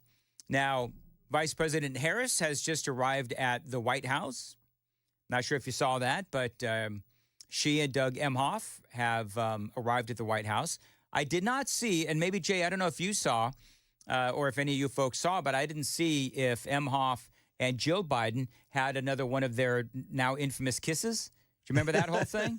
Yeah, I do remember that lip lock. Mm-hmm. Yeah. Well, I was watching the, what you're referring to up here on the monitors, and it does look like that Jill is still not engaging with the vice president and the second gentleman. She's still giving them the cold shoulder. You know, I'm sure that Emhoff and Kamala Harris will survive getting the cold shoulder from Jill Biden. Yeah. I'm sure that everybody, how awkward. Brian and I were talking about this tea time that Trump was supposed to have with Joe Biden. And I would just, to be a fly on the wall. Do you know what I mean? Like, I seriously want to know what that topic of conversation is like, especially after the news today where Joe Biden has given preemptive pardons for Anthony Fauci, the J6 committee, Mark Milley as well. And, Trump, I forget, I think it was either Senator Hagerty or I don't know who it was. But it is interesting that the Attorney General, he didn't get a preemptive pardon, at least not yet. So we'll have to see if the Attorney General for Biden does ultimately end up getting a pardon. We'll have to wait and see what happens. He's got what? It's 8:20, 2 hours and 40 minutes. Yeah. 2 hours, 39 minutes, and 23 seconds. Oh, very good. All right. Hey, Dan, if at this coffee, tea, what have you, between Biden and Trump, if one of them started throwing punches, what would the Secret Service do? Who would they jump in? That's actually interesting. You know what? I don't know. I think Biden's Secret Service would secretly like to see him get his butt kicked. Yeah, that's my unofficial talk show host opinion. I think that the Secret Service is so tired of Joe Biden, and they are looking forward to some strength coming back into the White House. And, of course, now Biden goes off, and he's still got his Secret Service protection. Right. So some of these guys have to go back to Delaware. They've got to watch him skinny dip. They've got to watch the whole thing. Oh, God. What? Why would you say that? That's what the man does. How dare you? I don't know if he still does You it. put that head in the heads of all our viewers. You should be ashamed. That's all right. So you're leaving out the listeners, though? Because, we have Everyone, listeners. just anyone with ears just cringed. It is 8:21. Jay Harper has the news coming up. Jay, what's up? So, what are the anticipated themes of Mr. Trump's inauguration address? We'll have some insight and the renewed wildfire threat in Southern California. We'll have those stories coming up at 8:30 on Super Talk 99.7 WTN. Thank you, Jay. 8:22, Nashville's Morning News on Super Talk. Friends, you know that January can be a time to clean, a time to purge and become healthier. Now, Zero Res can help you do just that. They offer you a healthier way to clean your home. And using Zero Res means that they are using cleaning agents that leave your carpet cleaner and healthier than those other carpet cleaning companies. Now, they do have that ZR water technology. They leave no soap. They leave no residue. They leave no harsh chemicals. And friends, this is why I've been a Zero Res customer for years. Now, they're going to clean and sanitize your surfaces without the use of detergents or harsh chemicals, which means that, yes, your carpet stays cleaner longer, unlike those other carpet cleaning companies. Now, they've got a great deal going on. 3 rooms of carpets cleaned for just $99. So you can celebrate the new year with 25% off of upholstery cleaning as well. Great deals from Zero Res. Be healthy and stay healthy in 2025 with Zero Res. This is my carpet cleaning company. Restrictions may apply. Call them. Tell them Dan told you to reach out at 615-535-9376. 615-535-9376. Book online, ZeroResNashville.com.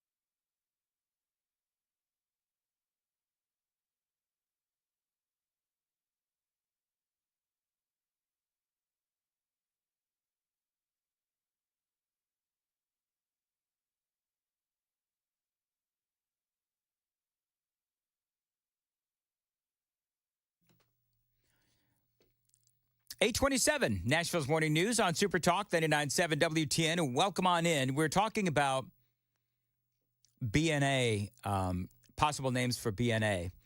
And we're talking about James K. Polk. Now, J and KGB, this is where I test your knowledge of 70s television shows. That's 20 years before I was born. So what show featured a school that was named after James K. Polk? Now, so, Jay, yes or no? Do you know the answer to that question? No, I do not. And I know that. Don't Google it. Don't Google it. No. I legit think I do. Because that sounds familiar. Okay. But I might be airing this. Brady Bunch? No. No? Brady Bunch. I don't know. No. I want to know if people on the super text line know. I'm curious as to see if anybody knows. You know what? I'm going to ask Chris Hand. You think Chris knows? No, not married with children, 4702. People are still calling you mouthing off, by the way. Oh, I love this. Murphy Show tweeted this out. Is this really a thing? Matt Murphy Show, TDS, liberal action, #BigMad. Have you heard this? Yeah, I saw his post, so I do know what you're referring to. Operation No Show. So the liberals, this is their big action plan. You ready? Turn all of your TVs on, but tune them to ESPN, HGTV, Netflix, or cartoons. Join the network ratings boycott. Do not watch the inauguration. He deserves the lowest ratings in modern history. TV's on, news, and networks off. Well done, liberals. Boy, that'll show them. Yeah, are these people for real? They want to sabotage the ratings to show that people Whatever. don't. Yeah, This is just depressing. Just absurd. No, you know what? It's not depressing. It's actually joyous. You know why? Because their ratings are going to be great. But beyond that, Joe Biden, even though he said he's not going anywhere, he is going away. And we couldn't be happier. I see what you did there. So like that? Now, what they maybe could do is maybe the liberals, if they want to, they can go watch reruns of Welcome Back, Kotter, if they'd like. It is 8:30 on Nashville's Morning News on Super Talk 99.7 WTN.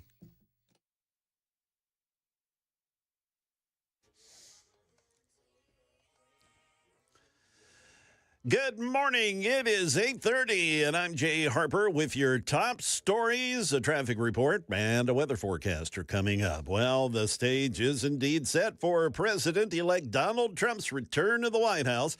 His speech was supposed to be delivered on a platform outside, but as we all know by now, everything's been moved inside due to some cold weather.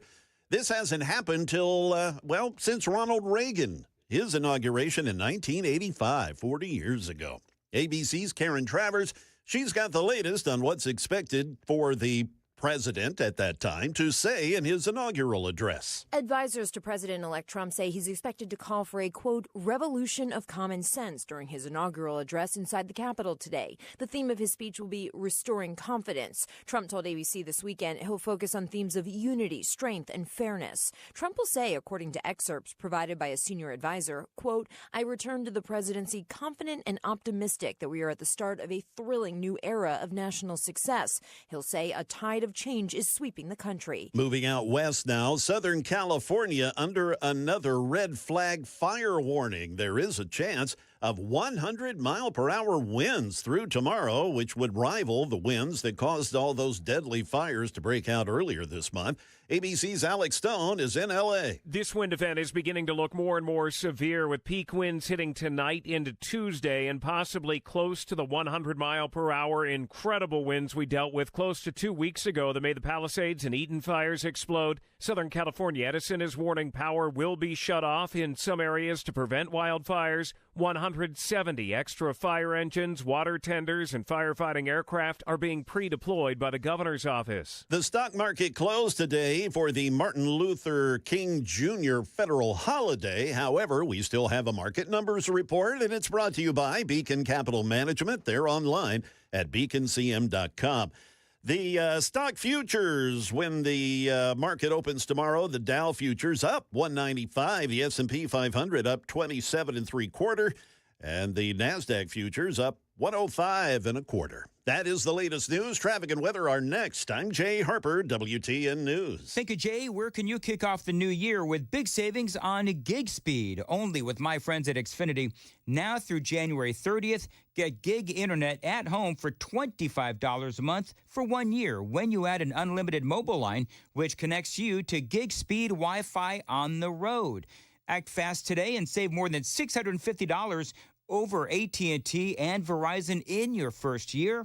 Plus, hurry and take advantage because right now you can also get a free 5G phone with trade-in. So save big and stay connected to what you love with fast gig speed internet and mobile. From home to hotspots this new year, it's all about gig speeds and big savings. Now don't wait and get gig speed internet. Spend less green and switch to Xfinity.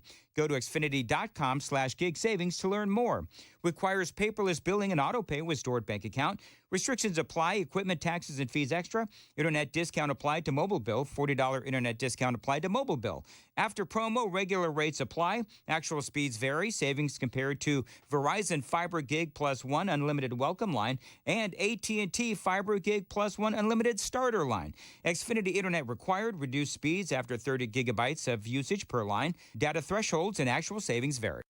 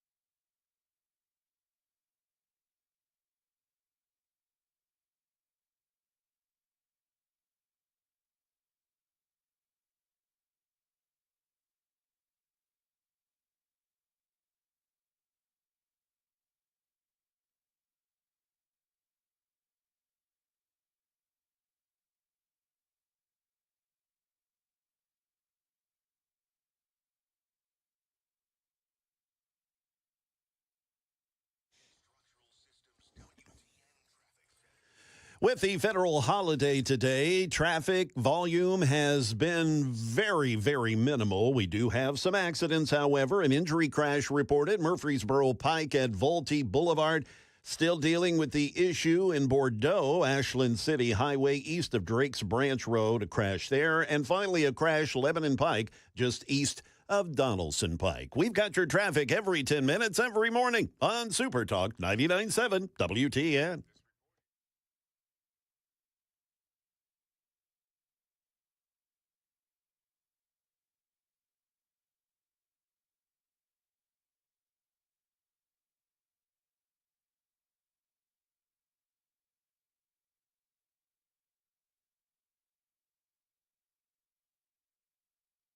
$837.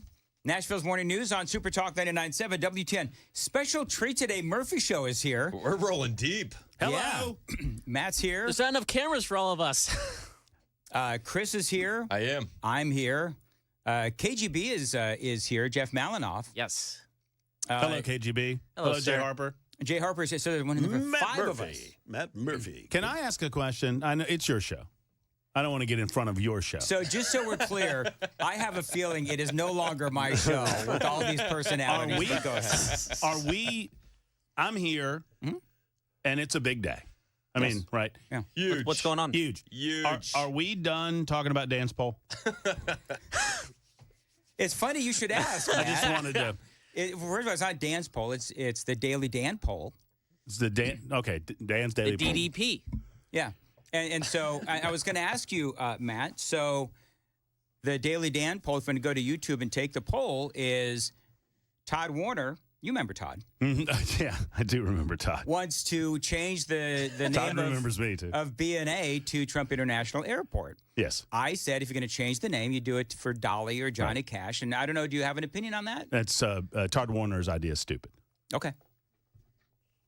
Are you just anti-Todd? Because I think it's a fun idea. No, And it's stupid. You think it's a fun... Yeah. Of course you do. Maybe it'll keep the leftists that are fleeing to this state away. No. I mean, if you want to name everything after the guy, I mean, that's fine. But I mean, it's pandering. Now, my question is this. You've been doing this a long time. I mean, years and years and years. I don't want to date you. But my curiosity is, I'm going to be impressed to watch and see if you can get a poll up every day. Because I mean, and it's over. I mean, because when you're young in your career, it's kind of easy.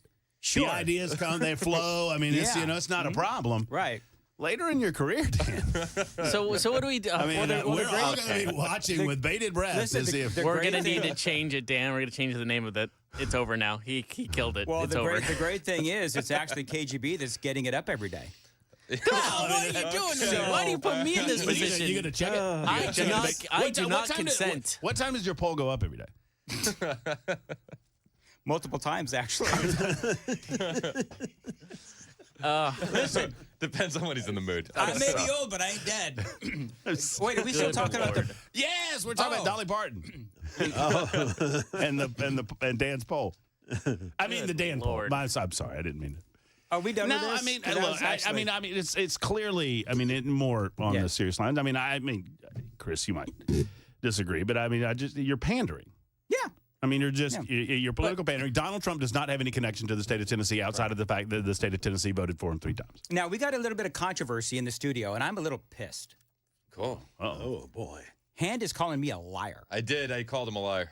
So I thought that I have not worn this hat before on the air. Yeah. But you're saying that I have. You wore it after the election, and you made a big stink about it because you said, I'm not going to wear the 47 until he wins. And you had it off tucked away. And then he won, and then you wore it. Did I really? Yeah. I've seen it. And you've never invited me to your house, so I assume that means you've worn it somewhere. I remember a lot. Yeah. You want to come over? Yeah. Hot tub. Well, that's a no. We come up with a couple of Dan polls. So you're gonna kick Amy out of you're kicking Amy out of the hot tub? I didn't say that. No, but it's a fetching hat. I remember thinking. I didn't know that I worn it before, but when you get to be, my age. Yeah, you're getting up at 1 in the morning. The polls can still go up, but the mind goes. You're our elder statesman. I had a DDP I'm elder, theme song. but I'm no statesman. You're our elder statesman. Okay. Well. I had a DDP theme song and everything for the poll, and now I can't use it. Play that for. Okay. So this is. I know Chris will like it. This is what Malinoff brought to the table: an actual Dan's Daily Poll theme. So for the record, YouTube can't listen because we will be copyrighted to hell with this. But Chris is gonna like this, I promise.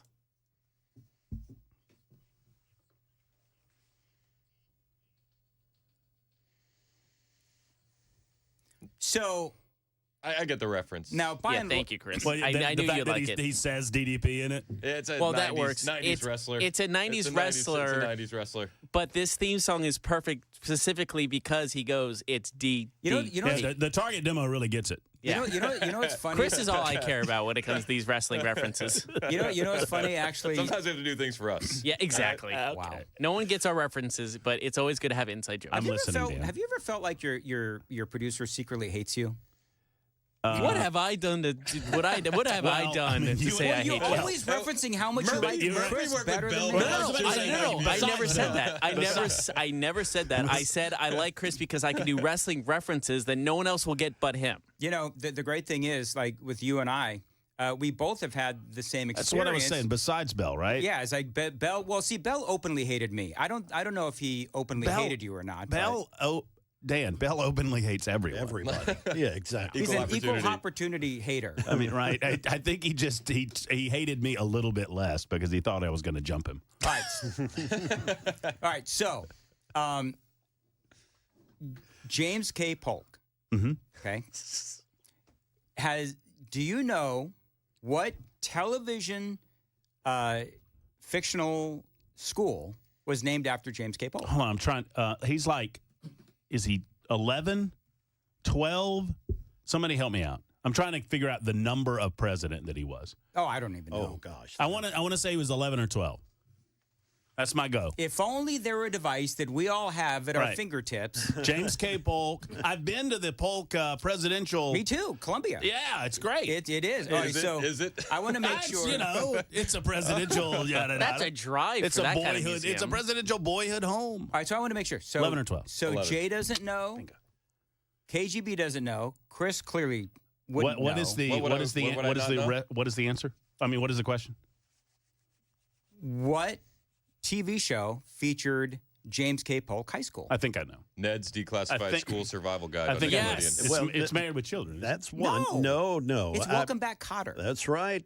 Gabe Kaplan. I think it's Married with Chris, Children. I think it's Married with Children too. It's also Oh, Ned's really? Okay, well, maybe it is. Declassified School Survival Guide. That's for where I Nickelodeon. heard it. Polk High School is a fictional high school that the Bundy family attended in Chicago, Illinois, named after the 11th president of the United States of America. Okay, well, Welcome Back, Kotter too. Multiple answers. All right. I didn't know Polk was this popular. But see, here's the no. Or is he just this irrelevant that it works for TV? That's okay. No, Polk was a great president. Polk showed no. What? Is this, no. Is this where? No. Polk was a great. No, don't set Murphy off on something random. Y'all don't you know. besmirch Polk in front of Murphy. Polk chose not to run again.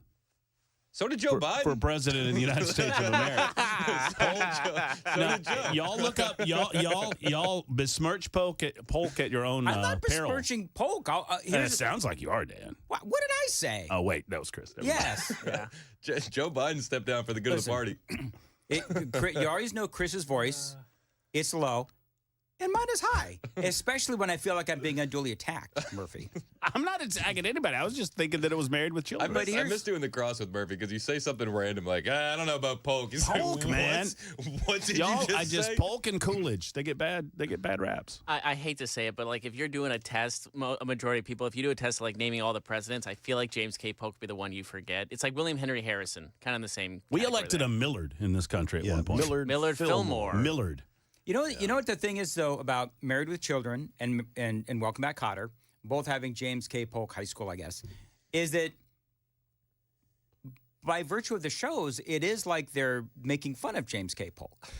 Because did you ever watch Welcome Back, Kotter? It was John Travolta's first show. Yeah. Oh. I mean, I remember it. Yeah, Mr. Kotter. You're getting Dan all wild up right now. Oh, it was a little Mr. before. Kotter, Mr. It was a Kotter. little before my time. Oh my God, dear Lord! Arnold Horshack. Arnold Horshack. Am I really? How old are you? I'm 51. Whatever. Hey, listen. I'm sorry, I'm not at a different age, Dan. Whatever. Anyway, ask me about my poll in the afternoons. Jesus.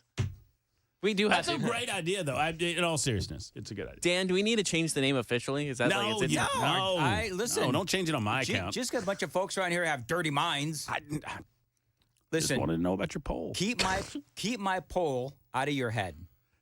I thought you were going. I thought you were going to go somewhere bad. That was going to go bad. You should have went for it. You should have went for it. You veered off right at the end. This show veered off. This show would have been canceled so fast. I got almost there, and I thought, oh wait a minute, I can't say that. Dan was on the high dive. He was like, yeah, I'm not doing it. I'm not jumping. I was down there. My heart skipped a beat for a second. I'm like, oh no.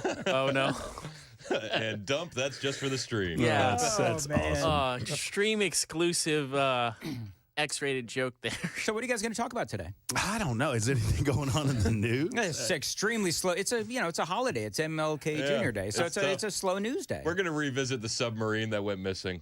Oh, that's a good one. That's a good one. That's a good. Hey, anybody hear about that Cybertruck in Las Vegas lately? Nobody? Nothing? There's some astronauts stuck up in space watching the inauguration today. You know, it's weird you say that. Over the weekend, I just happened randomly on a story, and I'm like, why are we not talking about the fact that we have 2 astronauts in space for 9 months? We can't get them down. One of them from here. And we can't get them down. Yeah. My favorite is the conspiracy theories. They're not really up there.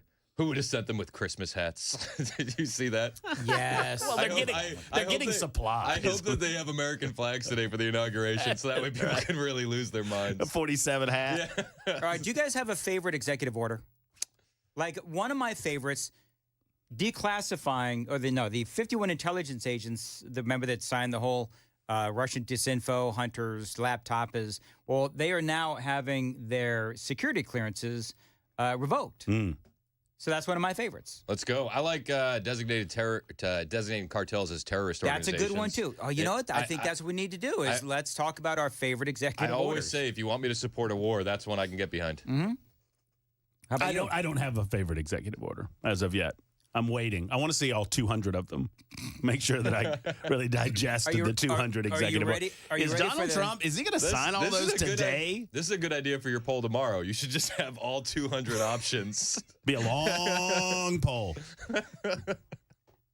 Long poll. They could never be too long. I don't know. I'm not.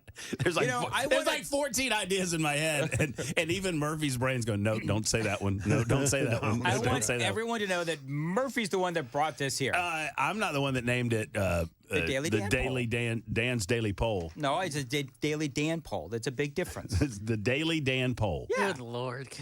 The emphasis is on Dan's poll. It's like a maypole. How we are all just. I imagine. Remember the game with the ribbons and you traipse around the pod? That's what I imagine is Dan and all the listeners. I want to make sure that nobody was thinking about my poll until you came in and started talking like this. Wilson thought about it. He did. Did you hear Brian Wilson openly mock my Daily Dan poll? He was thinking about your poll before he got on the line.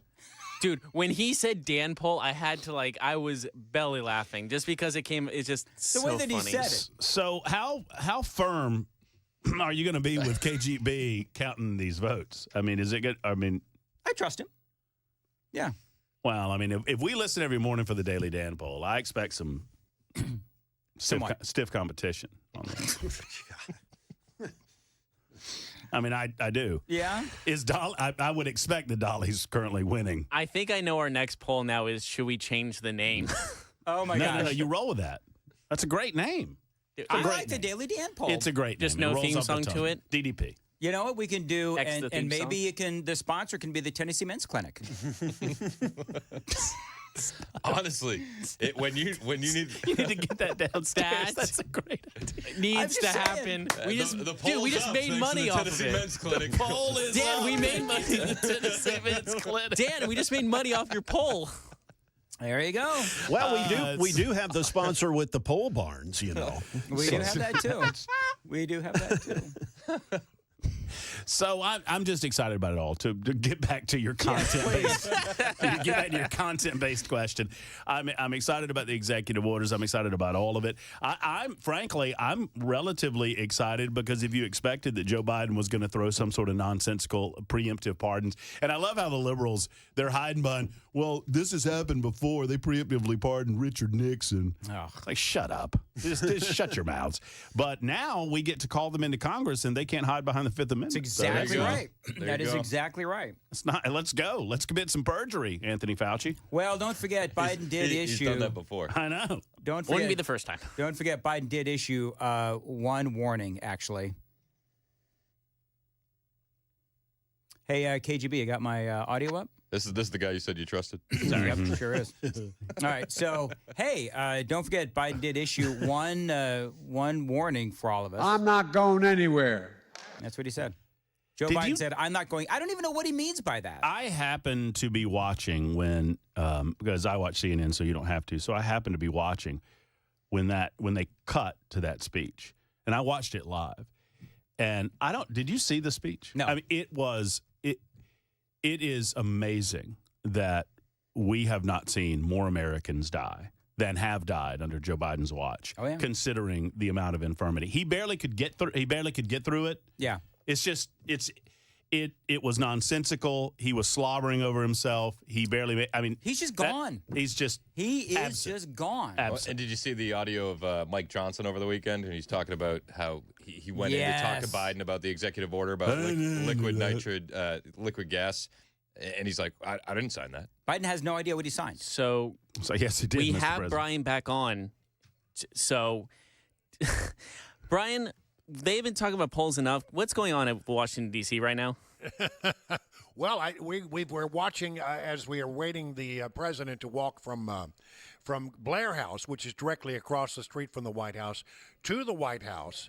And they'll have a tea there, and then they'll move up toward Capitol Hill. So things are starting to happen. Do we know what kind of tea it is, Brian? Is it black tea, green tea?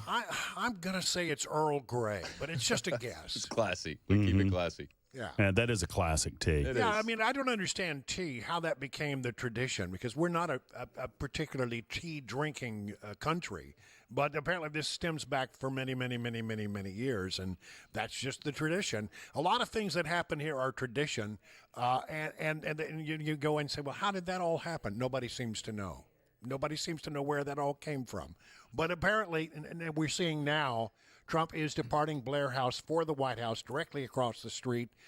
Things are starting to happen here in a very frigid Washington. You know, Brian, Biden really doesn't know where anything came from at this point. So there's that, too. All right, Brian, thank you. You're going to be on throughout the day here on Super Talk 99.7 with Chris Hand coming up, also with Chad Benson, and with Matt Murphy. Matt Murphy, yes. Throughout the day. All right. Very good. Thank you, Brian. B-dubs. I guess he's gone. Okay. It's cold up there. I don't think it. Do you share? I know Chris Hand and I, because we were talking about it earlier, believe in we don't believe in the cold. Oh, BS. They're concerned about Antifa. They're concerned about violence. I think primarily from the air. I think the drone stuff is got concerning enough to them. They said, "Listen, we got to do something about it." That's a real threat. And you spotted it over the weekend. The anti-drone technology on the motorcade. Yep, insane. Yeah, right. I got to go. We love you, Dan. We'll miss you, and I love your poll. 8:55, Nashville's Morning News. We'll leave it there. Dan Mendes here with a question for you. If your roof is destroyed in a storm, how much of that replacement cost would your insurance company cover? Now, if you don't know, you really do need to ask, because some insurance companies refuse to pay full replacement cost. They're going to deduct money for an older roof, and this means that the insurance company will depreciate how much they pay for your roof claim. An older roof, they're going to pay you less, and that could leave you on the hook for thousands of dollars. Now, my friends at King & Associates Insurance, they will pay full replacement cost. So whether you have to replace a 10-year-old roof or a 2-year-old roof, they are going to pay for it to be replaced, period. It is that kind of focus on customer service that makes King & Associates Insurance one of the best insurance companies around. 615-329-8121. 615-329-8121. Get your Royal Review, tkinginsurance.com.